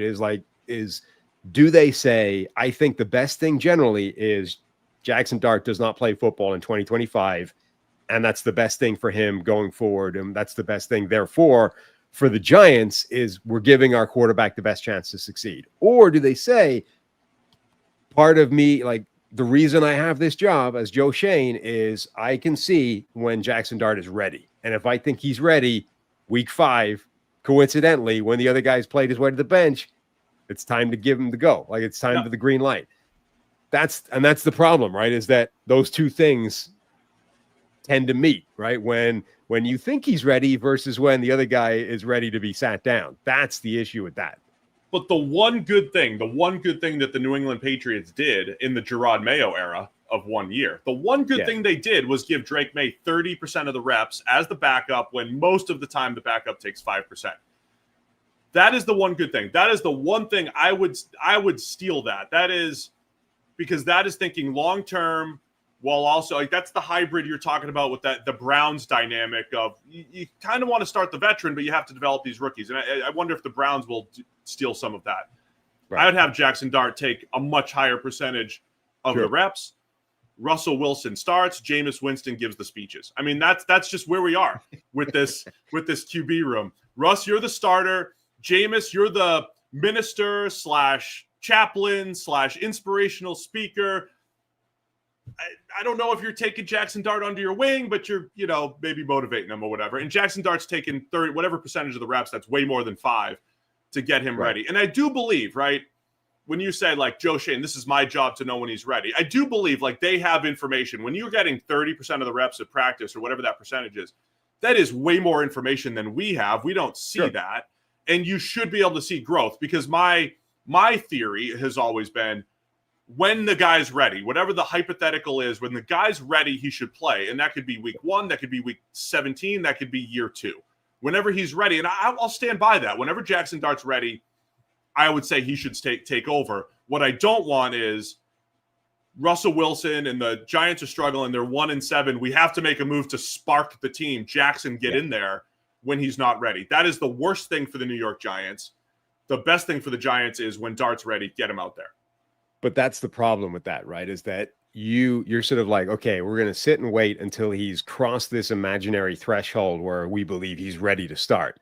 At the same time, the starter is typically not playing well on a team that's not winning games, and they're like, the pressure is mounting for you to turn to another thing, right? So at the time where you're waiting for him to cross this line, there's a deflationary pressure on that line to be lower and lower, because you're like, to hell with it. It's better than we've got right now. Like, that's the issue with that. I think if you believed in a guy's ability to, like, genuinely maintain, this is where he's ready, right? And until he crosses this, we're not doing anything. That's absolutely the correct way of doing it. The problem is, I think if you set that, like, this is our bar and we're just going to wait until he's there, I think you lose sight of where that bar actually is because of the way the season's going. And I think it's easier to just say he does not play this year. We're just going to play for next year. And I think what's interesting about the Giants is I think Jameis gives you a better chance of, like, sticking to that, because even if Russell Wilson plays like crap and you're 1-3 and you're like, God, we got to change something, even like going into October, Jameis is a viable alternative to that, right? maybe it's a short-term one, maybe it's, but you at least are not 5 weeks into the season going, we got to throw a rookie out there. You can be 5 weeks of the season going, Jameis can spark something. Like, Jameis could go for 350 and 3 touchdowns his first time off the bench. That's like an entirely reasonable expectation for Jameis Winston. You're not trapped in a world of we have to make a change, therefore the rookie has to play. You can go, we have to make a change. Like, there's no way out of that, but we have Jameis Winston. I think that gives them a better chance of like sticking to their discipline and saying we don't have to play Jackson Dart. To answer some of the discussion in the chat about Jackson Dart, his deep ball, and what I said around draft time, I thought Jackson Dart's deep ball was inconsistent as far as accuracy goes. There were a lot of open throws that he missed. He made some beautiful throws, of course, but he had a high percentage of opportunities in that Lane Kiffin offense. But I thought his touch was just a little off. He was short on some, long on some, whatever it might be. But the other point that Drake makes, he was aggressive and took shots. So both of those things are true. I think if you were charting his accuracy, it was inconsistent. But if you said, did he give Trey Harris an opportunity on this jump ball? Absolutely. So it's both things. Like, he gives guys opportunities to make plays. That's great from Malik Neighbors. But I also think if you're looking for, is he going to have a high percentage of pinpoint deep balls? I think he's going to be on the lower end of that. But that tends to fluctuate anyway. So I thought it was inconsistent accuracy, but he gives guys opportunities to make plays down the field. Yeah, and look, there's an argument to make that generally speaking, quarterbacks should sit on the sideline and not play year one. Like, you could make that argument that generally speaking, that's the thing to do. Specific to Jackson Dart, though, I think you can also look at it and say, look, that's an offense that's very different from anything he's going to have to do this year. Like, the departure, the learning curve between the offense he was in and the offense he's now in is significant. And is a larger journey to take than a lot of other quarterbacks. You can also look at it and say, look, the stuff that people were terrified about for Shedeur Sanders, the sack rate, the fact that he doesn't necessarily have a good feel for the pocket and when to get out of there and how to get out of there. I think you can look at that and say a lot of that applies to Jackson Dart as well. His last 2 years were pretty terrible in terms of pressure to sack rate. His escapability felt very, very bad at times. So I think there's a couple of reasons you would look at Jackson Dart specifically and say, I don't want him starting early football games. The last thing I just want to reiterate here, the challenge as an executive, as Joe Shane, it's the managing up, right? So there's the expectations of fans. No fan wants to lose, right? We're in optimism season. No fan is like, man, let's just do what's best by Jackson Dart. Hope we're good in 2026. It's training camp season, man. Everybody's confident. Everybody's like, yeah, we drafted all the best players. We're gonna knock off the Eagles and win the NFC East. Fan expectations and then owner expectations. The ability to manage up. And even if you have a good game plan, even if Shane and Daboll have this great plan, like Jackson Dart's not seeing the field till 26, or we're going to see him in week 9, whatever the plan is, when you're 1-7, I keep throwing that out there. If you're 1-7, do you have the patience to carry out the plan? And can you manage up and deal with that? So that's where the human element comes in. And whatever the best laid plans are, they might change after week 1, right? They change pretty quickly. And I can't wait to see how it plays out. My prediction, though, is Russell Wilson gets the start. I think to your point, maybe Jameis comes in if he is underwhelming. I think we see Jackson Dart by midseason. I don't think we see a whole season of him sitting, because we're talking about year 4 at the executive level, at the coach level. Jackson Dart's in there by week 7 to 10, I believe, and he surpasses Wilson and Winston. Yeah, I think this is where the what I think will happen departs from what I would do if I was running things. I think the depth chart as it currently stands is the depth chart that will exist in week 1. Russell Wilson 1, Jameis Winston 2, Jackson Dart 3. I think if and when they make a change at quarterback during the season, they will probably skip Jameis and go straight to Jackson Dart, right? And that will be the thing. If I was running things, I think I would look again. So Sports Debate Arena is saying, do you not think it's important to see if the quarterback you drafted is worth skipping on one next year for when you expect blah, blah, blah? Yeah, but I think this is where the point you made, like, I agree. I would give Jackson Dart 30% of the reps all season long, all training camp long. Jameis doesn't need reps. It's not going to make a difference. Jameis is blindfolded as a quarterback anyway. Who cares if Jameis has got reps, right? I don't think that Jameis could have no reps whatsoever between now and week 5 or 6 when you need to throw him in there, and I don't think it would alter whatsoever his performance in that game. So I don't care if Jameis ever sees the ball before I need him on the field. Russ can take 70% of the snaps, 30% can go to Jackson Dart. In those 30% of snaps between now and week 7 or whatever it is, when you need to make a change at quarterback, I think you will have signal on what Jackson Dart is or is going to be, right? I don't think you need to necessarily see him on the field to determine that, at least directionally, right? If you've got faith that he's your quarterback going forward, you're still going to have an idea of whether that's legitimate or not by the point you need to make that call. So I don't think you necessarily need to see him, right? If he doesn't look like the guy in practice, you're probably going to have, you're probably already going to be thinking about alternatives. If he does, I don't think you need to throw him in there in week 12 to determine that. I think the chat suggested Russell Wilson. I think that's the overwhelming consensus. We're going to see Russell Wilson week 1 as far as winning the training camp battle. Before we're going to transition to some other positions, we've talked quarterbacks for well over an hour, but there is some breaking news around the NFL that is QB driven. A statement from the Tennessee Titans. After consulting with doctors and his representatives, Will Levis has decided to undergo shoulder surgery that will sideline him for the entire 2025 season. We support his decision to focus on long-term health. He approached the offseason with professionalism and showed clear growth as a leader. We remain confident in his full recovery. So Will Levis, who Burt Breer cites that he was competing for the starting job with Cam Ward throughout the spring. That might be in name only. I'm expecting Cam Ward to be the starter, whether Will Levis was healthy or not. I think the bigger issue here is the Titans need a backup now. And, who do you get in the room? I believe they do. Was Will Levis going to be the mentor to Cam Ward? Or did they handle the situation? We're at the point in the offseason where I have to remember all the offseason transactions that occurred. They do not. Yes. That's right. They have Tim Boyle and Brandon Allen also on the roster. So I would expect the Titans to be in the backup quarterback market, which goes back to this Browns discussion. If like a Joe Flacco or a Kenny Pickett is the odd man out. Call him up immediately. Offer them Kenny Pickett. Falcons calling them up about Kirk Cousins. I don't think Kirk wants to go sit behind Cam Ward.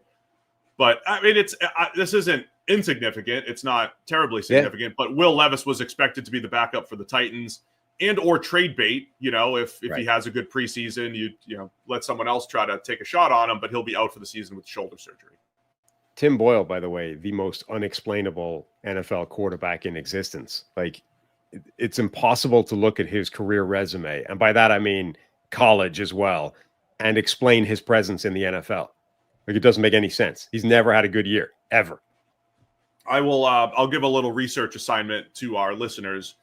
Kevin Jarvis, the baseball player. I've mentioned that on the show before. Look at Kevin Jarvis. Look up Kevin Jarvis on the baseball reference page, his AAA and Major League stats, and then look up Tim Boyle, his college and NFL stats.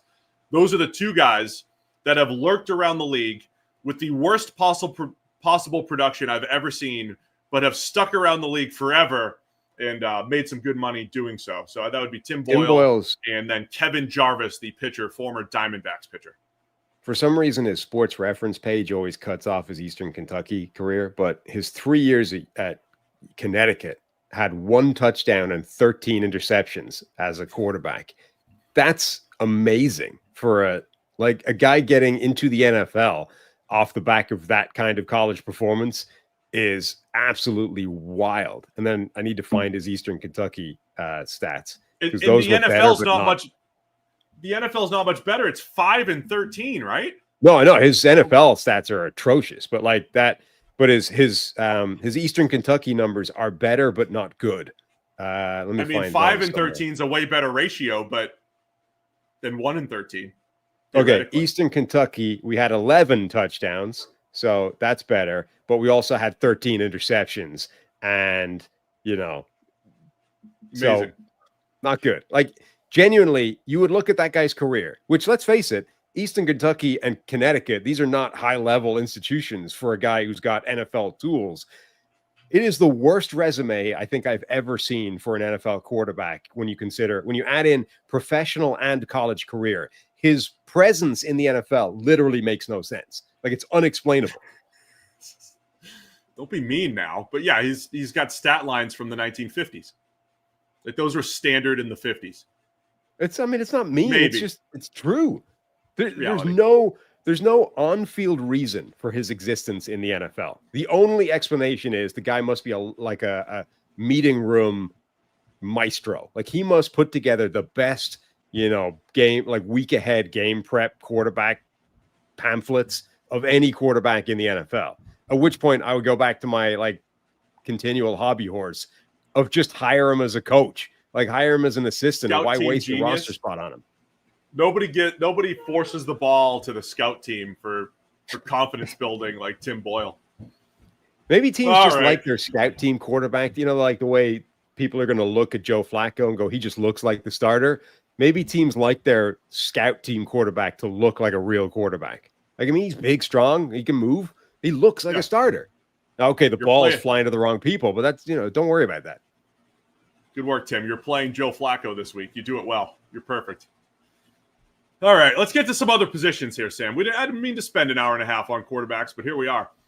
Eagles right guard. Second straight year, there was a question for right guard for the Eagles. Last year was answered extremely well. Mekhi Becton came in as a reclamation project, former tackle. I think the favorite is probably Matt Pryor. He was originally an Eagles draft pick, was a full-time starter for the Bears last year, had his best season as left and right guard for the Bears. Tyler Steen is in the mix. They bought low on former first-round pick Kenyon Green, a few other options in there. But the Eagles' right guard position will be under the microscope here during training camp. Yeah, I mean, it was what it was supposed to be a year ago, and then Mekhi Becton kind of surprisingly, got moved inside, won that job, and became a really good player for them all the way through the season. So it was kind of supposed to be a question mark last year. Once they lost, Sayamalu, and they had the flux at that spot. So on the one hand, you're looking at this and saying, yeah, okay, is it going to be Tyler Steen? Is it going to be Matt Pryor? But now, because of what happened with Becton, I'm like, which other random offensive, could Darian Kennard be a tackle to guard convert the same way Becton was? Can Jeff Stoutland work his magic on a guy like that and turn him into a surprise package at guard? There's a few other random names that are going to be fascinating because of their track record now doing stuff like that. Yeah, so this is one to just keep an eye on during training camp as far as who's getting reps and everything. Steen, so I mentioned Pryor, the Bears offensive line was weird last year because I think they felt worse than their PFF grading. The PFF grading as far as pass block grades go up and down that line weren't awful, but when you watched them play, it felt awful. So there was a slight disconnect there. I don't know if there was some in the formula there. I don't know if there's some weighting for quarterbacks, in favor of the offensive line for quarterbacks who hold the ball a little bit longer. But when you were watching Caleb Williams, just like the year before when you were watching Justin Fields, it didn't feel like a great offensive line, but you could also acknowledge that the quarterback also made it worse. So Pryor was on that line last year, and I thought, he struggled with some with his hands at times and pass protection from what I saw, and some smaller players, like your undersized interior rushers, Braden Fisk got him pretty good, or Kobe Turner. So he got beaten a few times, but it was when we're talking about creep back toward average as an offensive line, I mean, Pryor's at least in average territory. And when you're talking about the rest of the Eagles offensive line being good to great to elite, best offensive line with the other four, average play from Pryor gives them the best offensive line pretty clearly, I think, in the NFL. So Steen had a 40 grade last year when he played with the Eagles, 50 the year before. So I think Pryor, 7-8 years into his career, actually has a slightly better track record and probably the leg up on starting. Kenyon Green is my, I don't know, last year, we wanted to talk something about the Hall of Fame game. So I was grinding Hall of Fame game film, and Kenyon Green was unbelievable in the Hall of Fame game. Best I've ever seen him. And then he had the worst season of his career and was the clear worst offensive lineman on the Texans, the biggest weak link, couldn't block anybody last year. So a week from this Friday, when I do an instant or when we do an instant reaction on the Hall of Fame game, or we recap it the following Monday, just remind me that none of it matters. The only thing that makes Kenyon Green remotely interesting is the presence of Jeff Stoutland as the offensive line coach. Like, Kenyon Green, from basically start to finish in the NFL, has been awful. Like, looked like just a disaster of a draft pick. But Jeff Stoutland is the best offensive line coach in the NFL and has turned, rugby players that had never played the game into all pro caliber left tackles. He's got an amazing track record now of turning offensive linemen into something. So that makes half a dozen guys on this depth chart fascinating in a way they wouldn't be on any other team. Kenyon Green being one of them, as a former high draft pick reclamation project. Matt Pryor, as you mentioned, a guy who's played averagely before, who could play really well under Stoutland, or any of these the guys they drafted this year, or a guy like Darian Kennard, who's got, who is an interesting prospect as a sort of tackle guy, but could kick inside to guard. Like, suddenly there's a whole bunch of players that are interesting because Jeff Stoutland knows what he's doing and has been prepared to be unconventional in the past in terms of moving players or just taking raw tools and turning them into something. Yeah, I would say that the Eagles' backup offensive line throughout the preseason during games will be interesting to watch. I know Drake in the chat asks if Cameron Williams, the former Texas right tackle, has a chance. So there's three rookies: Cameron Williams, Holland Pierce, Miles Hinton from Michigan, Pierce is from Rutgers. Pierce is a monster, played right tackle. Cameron Williams is young. I don't think he looked ready for the NFL, but that's the type of player that Stoutland gets his hands on. Remember when we were watching Jordan Mailata fresh off the rugby pitch, court, grass, field, pitch, straight off the pitch. I know, I'm just joking around. Like, oh yeah, this guy's a developmental rugby guy. It's like, oh, this guy looks like a real tackle almost immediately. So this stuff could happen quickly, whether it is one of those developmental rookies. So I'll be watching the backup offensive line generally to see which of those developmental tackles might hit the ground running quickly, but also the right guard position, where I would predict Pryor over Steen, but I think it's between those two guys. And I think either way, the Eagles are going to be in pretty good shape. And also, by the way, like, throw out everything you thought you knew about, like, offensive guard prototypes in terms of shape, size, whatever. Like, Mekhi Becton should not have been, like, he's not a guard shape. This is not a guy that people would have said, this guy plays guard at the NFL level. He's 6'7", 365 pounds on a long arm. This is not, like, he should not be a guy that could work a guard. And yet Stoutland took him and went, you're going to play right guard and you're going to be good at it. And it functioned. So they might have players on this roster that are tackle bodies, tackle shape. And Stoutland is like, I see something in him. He's our new starting guard. Like the way they did with Becton. Who knows? And so it's an interesting watch because they have like 7 or 8 intriguing offensive linemen. They need to find one right guard out of there, and then the tackle heir apparent maybe for Lane Johnson for whenever he's wanting to hang him up, if he wants to. I don't think he is anytime soon. I think he wants to play. So let's talk Packers a little bit. We have them for a couple different position battles, starting with the cornerbacks. Jair Alexander's out, but it's not like a complete overhaul here. We're talking about Keyshawn Nixon is there. He played, he had been mostly a slot corner, played on the outside last year.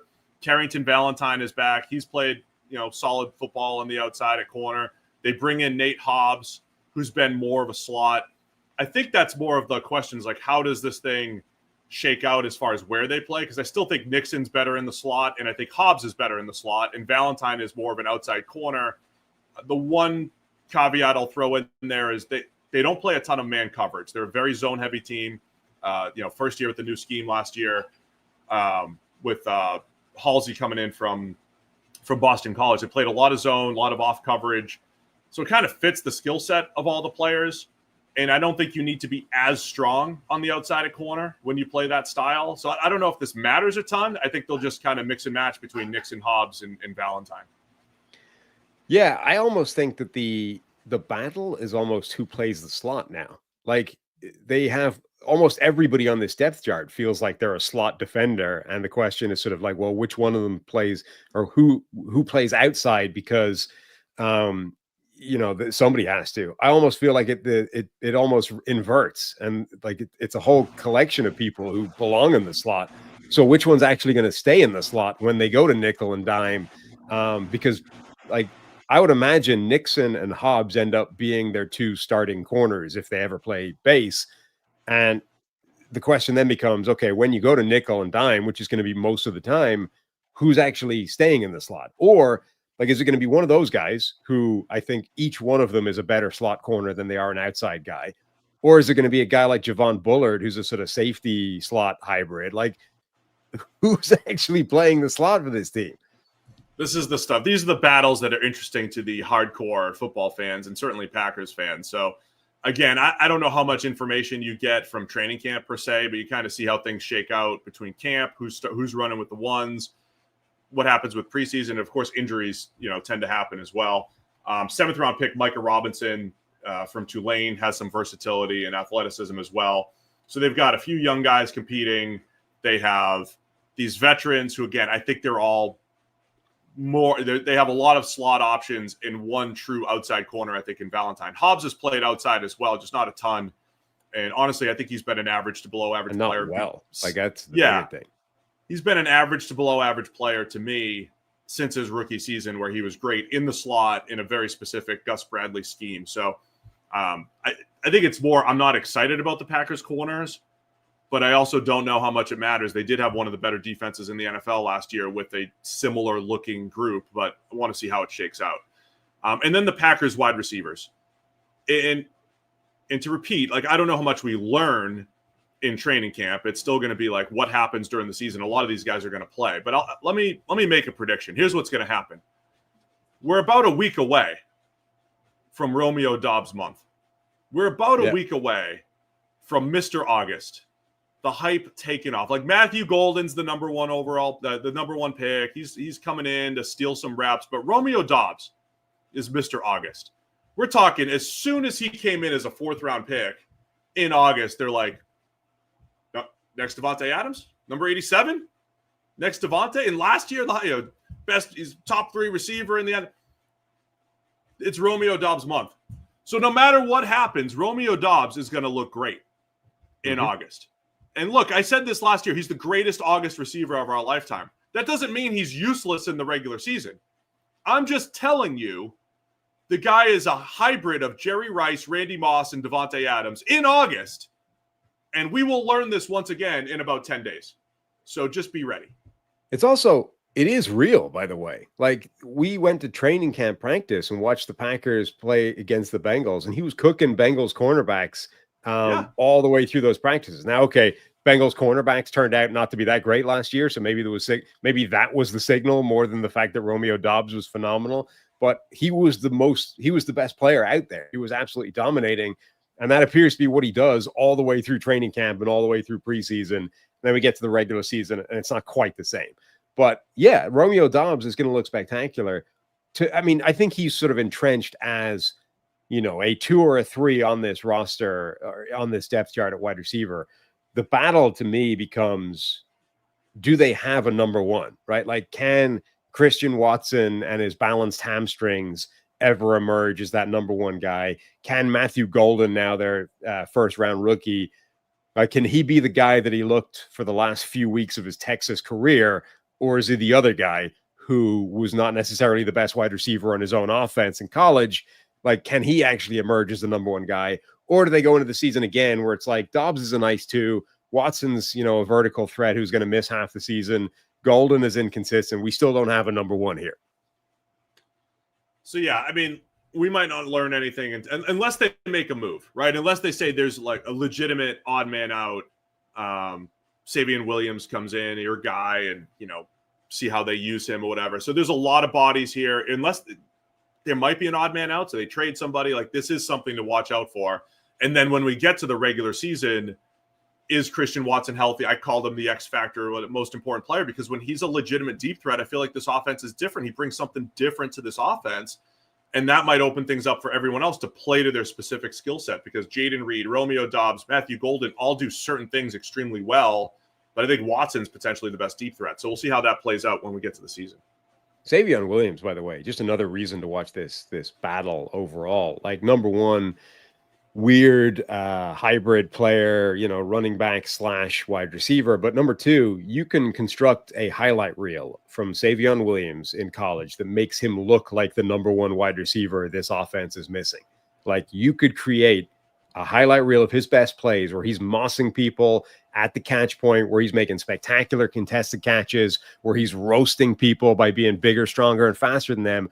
If you only focus on those plays, you could make a reel that made him look like the missing piece from this offense. Now, the problem is there's a bunch of other tape out there as well, and that undermines that. But, theoretically, this is what training camp is, right? We're going to focus on potential. We're going to get a guy as close to his potential as possible, and that's what we're shooting for. I mean, there's a world where there's within his range of outcomes, albeit, at the 98th percentile or whatever, is a world where Savion Williams is what Christian Watson was supposed to be for this team. I'm going to jump to the Patriots wide receivers while we're talking receivers. Once again, last week I mentioned a receiver as the most important non-quarterback for New England. Most essential was Stephon Diggs, because they haven't had a go-to guy in forever in New England. So Stephon Diggs comes in. You have last year's 2 picks and Jalen Polk and Javon Baker. You have Kayshon Boutte. You've got Kendrick Bourne, Demario Douglas. This year's 3rd rounder, Kyle Williams, and then Mac Hollins comes in from the Buffalo Bills. It looks like a mishmash of players, but like specific skill sets. Again, Mac Hollins, kind of the big-bodied outside receiver. Bourne has been pretty dependable through the years. The two second-year players in Baker and Polk, I think at least one of those. I mean, Polk makes the roster, I think, as a second rounder in his second year. Demario Douglas looks like he'll be the perfect slot for Josh McDaniels in this offense. I do think Diggs is the X factor here, though. If he is anything close to what he was in Buffalo or at times last year in Houston before he got hurt, that's just a huge, high-volume type of target for New England. What are your thoughts on how this thing shakes out?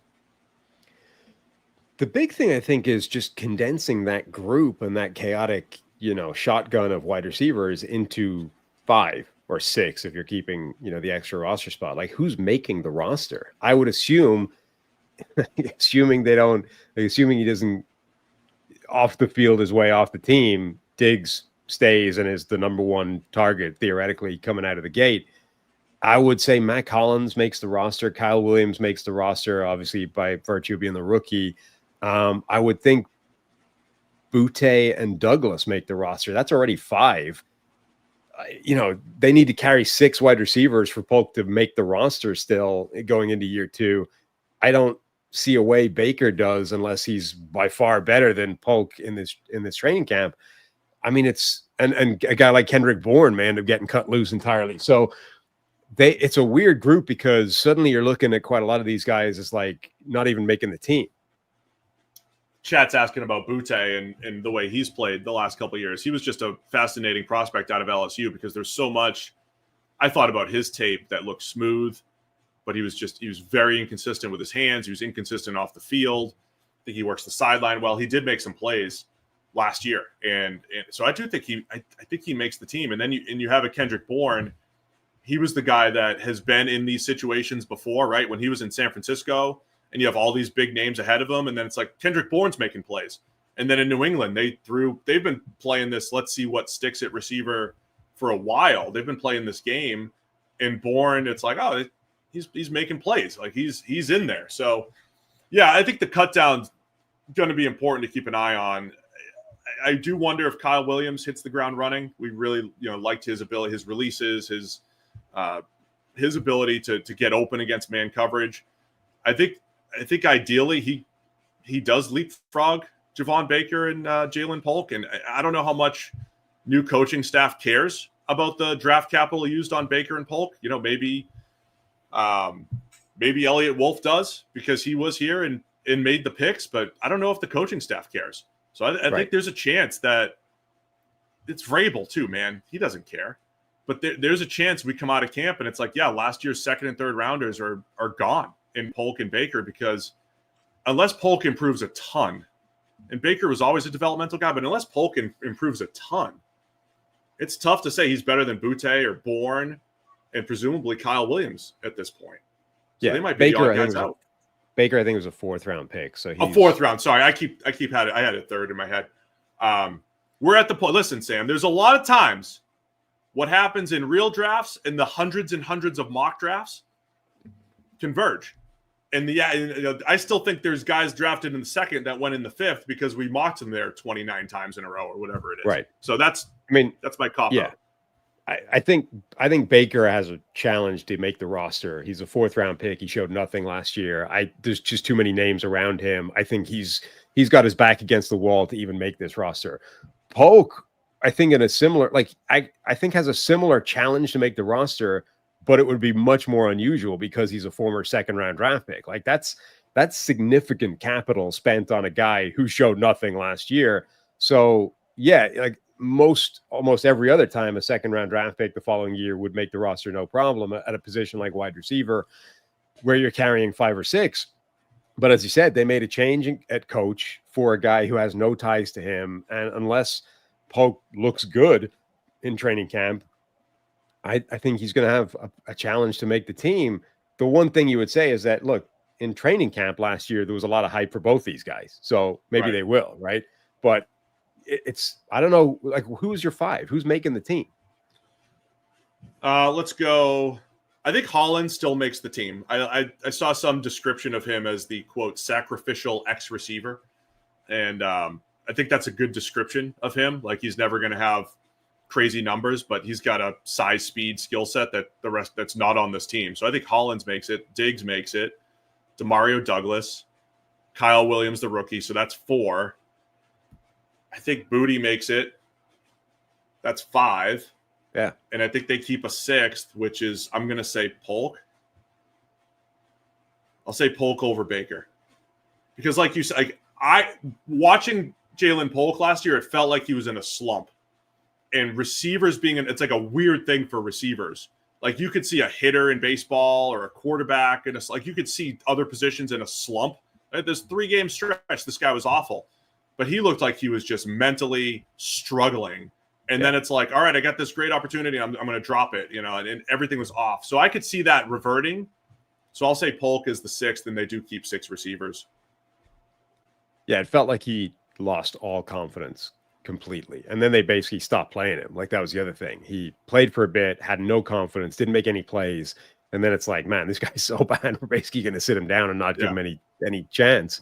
It's weird. I was amazed he played as badly as he did. I mean, that's one of the worst wide receiver seasons we've seen from a rookie at any position. So, I mean, it's the kind of thing where it's so bad, it's just difficult to come back from that.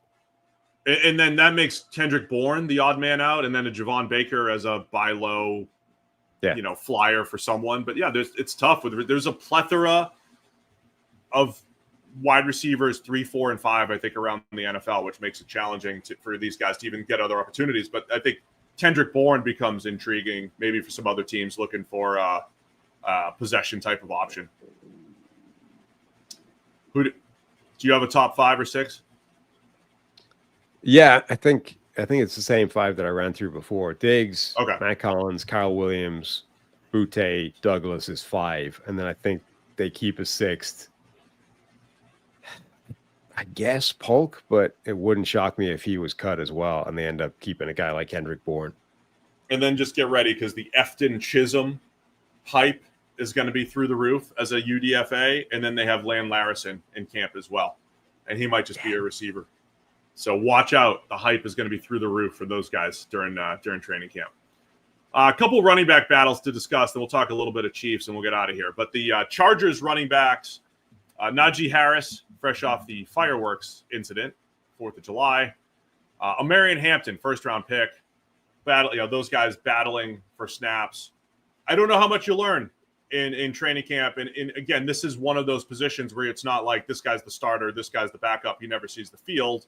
It ends up becoming some sort of timeshare when you get into the season most of the time. But Amarian Hampton was an absolute workhorse for North Carolina.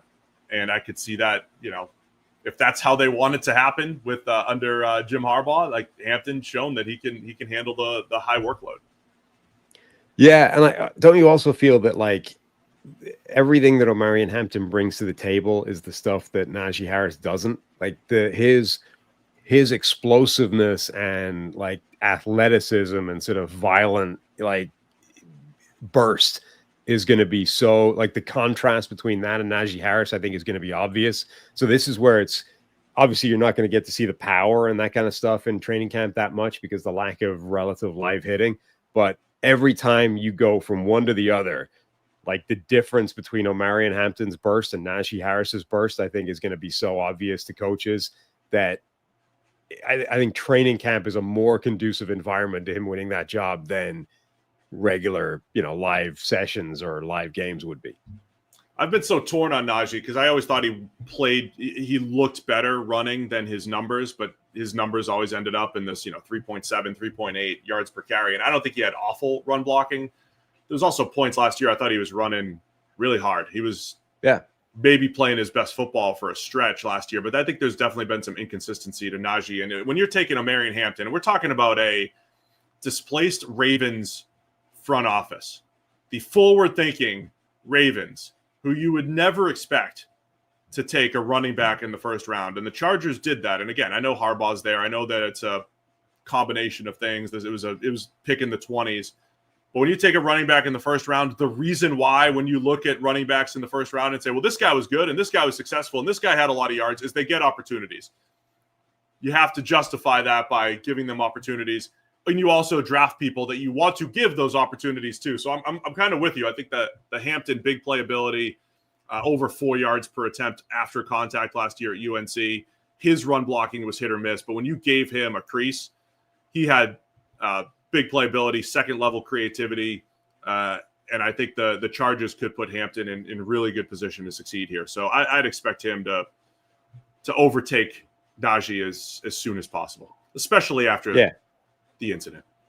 As you said, I think they'll end up splitting, the backfield will be split, but I would imagine Hampton becomes RB1 and the top guy in the backfield pretty quickly. And we're going to talk Cowboys running backs here a little bit. So Javonte Williams comes in from the Denver Broncos. Miles Sanders comes in. Jaden Blue. Did you see the recent report on Jaden Blue out of training camp? People in Dallas think he's lazy. Apparently, they're not happy with his work ethic already as a rookie. Just throwing that out there. But the Cowboys are fascinating, Sam, because if you were saying, how do you want to build your running back room the way the nerds would, the way the analytical community would, it's kind of how Dallas has done it the last couple of years, other than when they signed Zeke Elliott to be the backup. But like finally turning to Tony Pollard and then, letting him walk. And then, last year, I mean, they're not investing heavily. They didn't go get Derrick Henry, Rico Dowdle last year and, still having pretty good production. And this year, it's like, we'll take everyone off the scrap heap. We're not investing in this position. It's Javonte Williams. It's Miles Sanders. It's a late round pick on Jaden Blue, and a whole bunch of others are in the mix.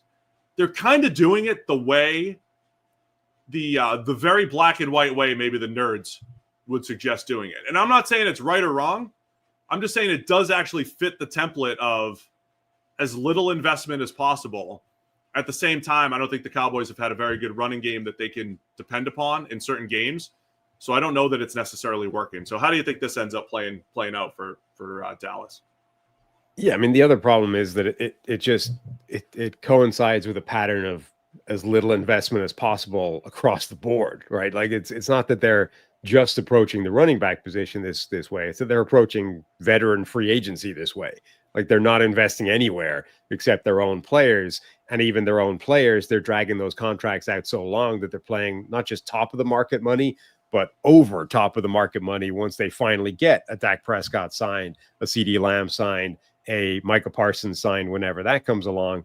So even if you wanted to take the optimistic, positive slant on the running back spot, I think you could just say, look, that's not necessarily genius strategy. It's just that's how they're treating this roster right now. But yeah, there's definitely an argument to say don't invest in the backfield, just get a collection of guys that don't cost very much and somebody will show something. If I was going to do it, I think I would throw some more resources at the draft than they have. Like my one young first contract guy would not be Jaden Blue. I would have 2 or 3 of those guys and then maybe supplement them with a Javonte Williams or whatever.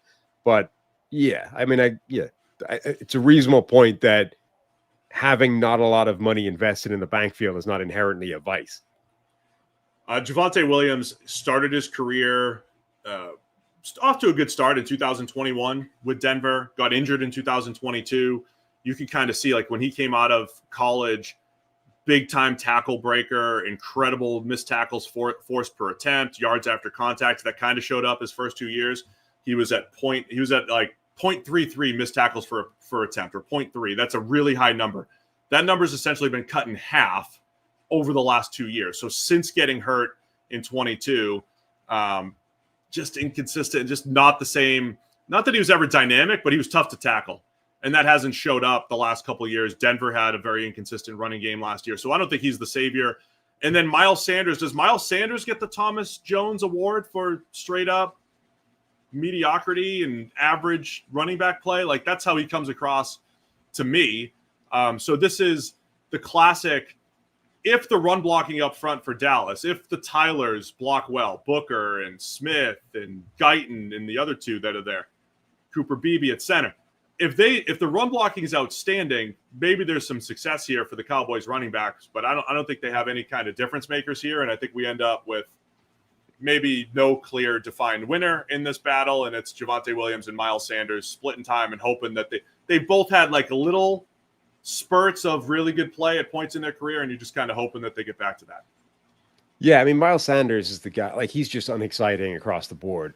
Javonte Williams is the guy that at least you can talk yourself into as something. I mean, a former, second round draft pick and the top of the second round. So, like, in that world of, like, those guys can be legit. I mean, that's where, Kenneth Walker and the Jets guy whose name's dropped out of my head, Breece Hall. That's where that's where those guys are drafted. So you can become like a legit high-end running back from the top of the second round. Because the position's been deflated, you don't necessarily get the first rounders there. As you said, 63 broken tackles in that first year, and then 71 in the 3 years since. So he's just not been the same guy since that injury. And for someone who's, carrying 220 pounds through his knees, a knee injury, you can imagine, takes a while to come back from, if indeed you're ever going to be the same guy again, given the position. But you can talk yourself into a world where if Javonte Williams can finally get 100% healthy, he's strong, powerful, he's got burst, he can break tackles. It's just that it's now been, 3 years since we've seen that guy. So expecting it to come back is probably not smart. But it's possible, I guess. And not to take anything away from Saquon Barkley, but when we try to say, you have to look at the fact that Saquon Barkley was averaging 3.8, 3.9 yards per carry with the Giants, and he goes to the Eagles, and all of a sudden he's averaging 2 more yards per carry. I mean, it was Miles Sanders was doing that on the other end, right? Where he was started in Philadelphia, high 4s, low 5s yards per carry, goes to Carolina, and he's down in the 3s. And you see that dependence on the scheme, the players. So, yeah, I don't think either player, Javonte Williams at this point or Miles Sanders, I don't know if anyone's going to redefine, the running back position or necessarily this, take the number one spot. I think we're looking at timeshare coming out of this. Mm-hmm. All right, let's wrap it up with the Chiefs. Two signings in the last week. Guard Trey Smith and then edge defender George Karlaftis. Trey Smith was the franchise player. They went right up to the final hour of the time where they could re-sign Trey Smith, and they extend him 4 years, $94 million at guard, and they've just re-signed George Karlaftis, one of their many 2022 impact draft picks. Karlaftis, 4 years, $93 million. I was bringing them up because I wanted to at least say there might be a left tackle battle between their free agent signing Jalen Moore and first-round pick Josh Simmons. Simmons coming off the knee injury. So amongst all those things, we have Jalen Moore and Josh Simmons. Is there a chance that Josh Simmons could battle it out and win the left tackle job? I think that's worth keeping an eye on. And then Trey Smith, George Karlaftis, both pretty hefty deals for the Chiefs as they continue to lock up their own in the Mahomes era. Yeah, I mean, the Trey Smith deal is why they don't have Joe Thuney on the roster anymore. You know, they knew that they wanted to make this deal happen. They needed the money to make that happen, so they got to get rid of the old best paid guard in the NFL to make the new best paid guard in the NFL. And it's hard to disagree with that as a strategy. You know, getting younger, snagging a guy that they drafted. They deserved a lot of credit for drafting him. Remember, he had this thing at draft time. It was like a heart condition or something that turned out to be nothing, but it caused him to slip to the 6th round because everyone was terrified of it. No one knew what it meant. Kansas City's doctors checked him out, said he's good to go. It's no problem. They drafted him in the 5th or the 6th round, and he's been one of the best guards in football since coming into the league. Like, perfect. And now they get to reward themselves and him by giving him that big money deal. Karlaftis was obviously a much higher draft pick and hasn't necessarily been as good as Trey Smith, but has been a good player and been getting better and a consistent piece of that defensive line. So, yeah, 2 good extensions from good drafting. I think I wonder on the impact here for the Chiefs. Like, if you look at Trey Smith, if you look at his PFF grades during the playoff run, or his pass blocking grades in particular, it wasn't great. I mean, he got beat up a little bit against the Texans in the divisional round, in the championship game against Buffalo, and it's not like he was holding it down when the Eagles beat up on the Chiefs in the Super Bowl. He's been pretty good in pass protection, a little bit better in the run game, but that's a lot of money for a player. I think the continuity and the fact, yeah, he has been good, and he's at the point of his career where there's still maybe another step to be taken. But it's still a lot of money locked up in one position where you could easily make the argument that the Chiefs' offensive line got worse with Joe Thuney moving on, at least in the short term. But these are the types of moves the Chiefs have made the last few years, these theoretical moves of taking a step back so they could take a step forward or 2 steps forward. They did that with Tyreek Hill, didn't seem to matter. On paper, maybe they're doing that with Joe Thuney and, you know, again, resetting where they're allocating the resources. But they've got some cap flexibility with Mahomes and his deal. Even though it's a lot of money, it's not even a ton relative to other quarterbacks. So they've shown the ability to keep Trey Smith, to keep George Karlaftis, to have Chris Jones, to continue to pay Travis Kelce and keep some of those important pieces in KC. Do you think there's a chance at the left tackle spot? Do you think there's a chance that Josh Simmons could win the job outright from Jalen Moore? Or do you think they should slow play it and let Moore at least win it and then, you know, see if Simmons ever overtakes him at any point? I would be surprised if Simmons had a real shot of winning this job coming out of training camp. You know, the injury that he's coming back from is a significant one, a patella tear, not, you know, a sort of standard thing. They gave Jalen Moore a chunk of money, not like monster money, but $15 million a year is not nothing for, you know, somebody that you then don't even give a chance to win that job to.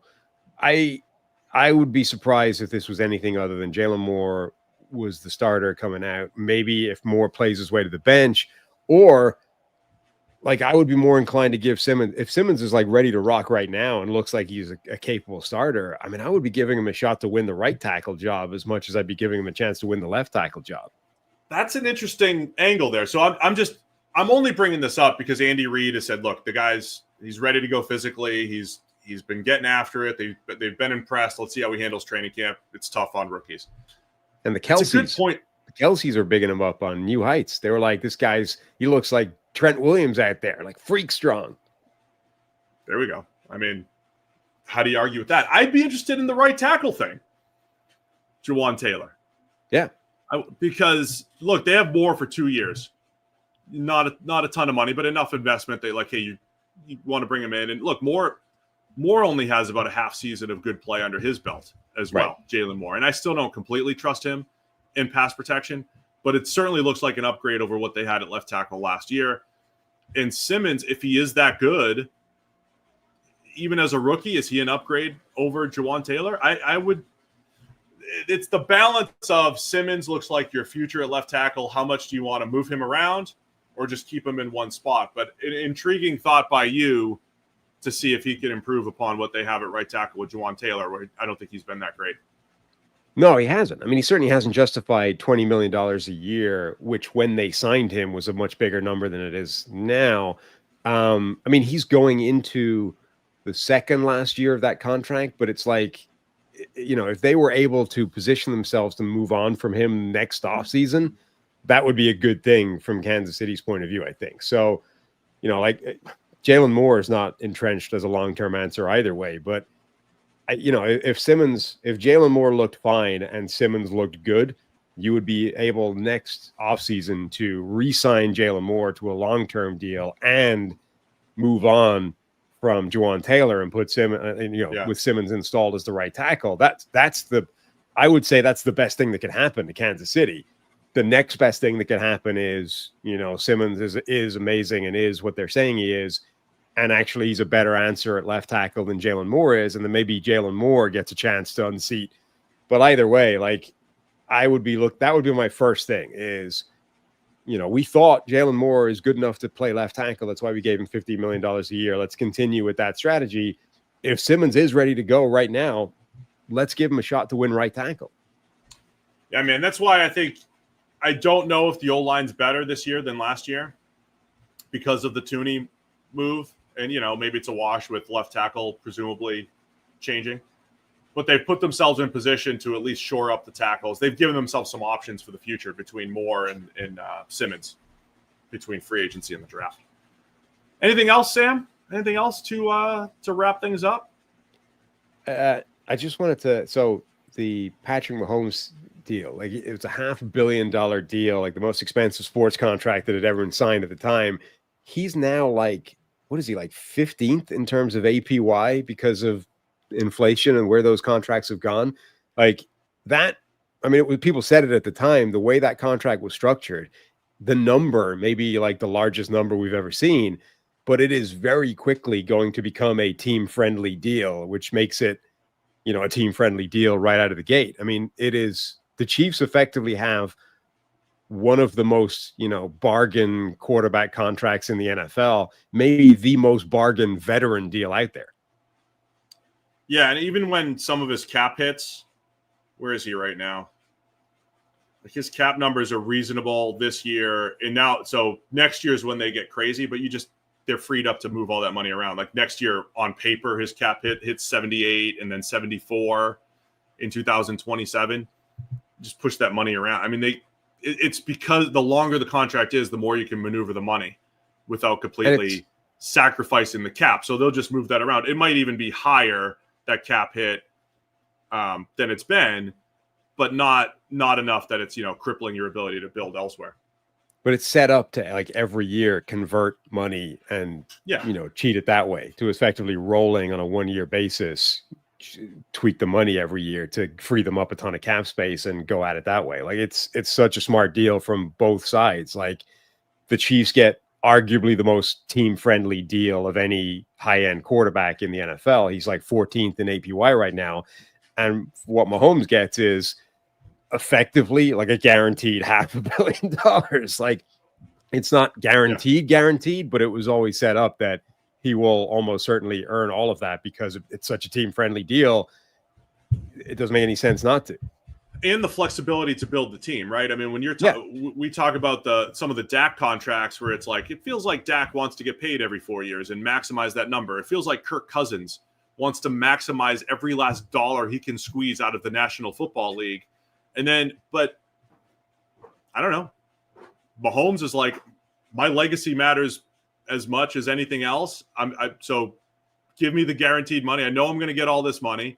I know I'm not going anywhere, but I also want to have the flexibility to win. And I think we've seen that the Chiefs have that, and the Chiefs have made the decisions to move on from older players like Tyreek Hill, like Joe Tooney, lock up the younger players, and that's why they are where they are.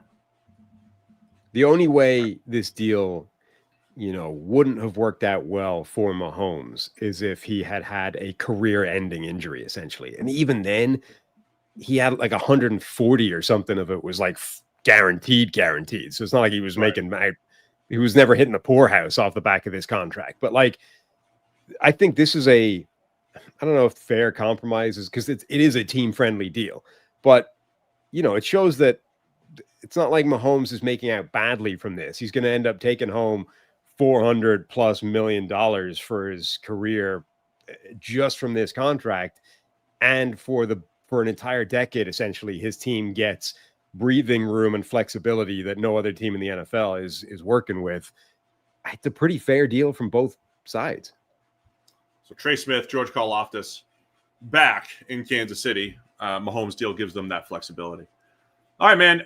Anything else in training camp that you keep an eye on? I love the buzz. I love the hype. I hate the completion percentage. That's where I'm at. I like hearing who's doing well, who's not. I love reacting, overreacting, telling people not to overreact. I don't know. It's just football's going to start, and we're going to start hearing it this week. We're getting it. Every team will be reported at some point this week. Just the random names, like this year's version of Romeo Doubs, right? The random guys, the young rookies, the people that nobody's expecting, just random names that tear up training camp are always fun.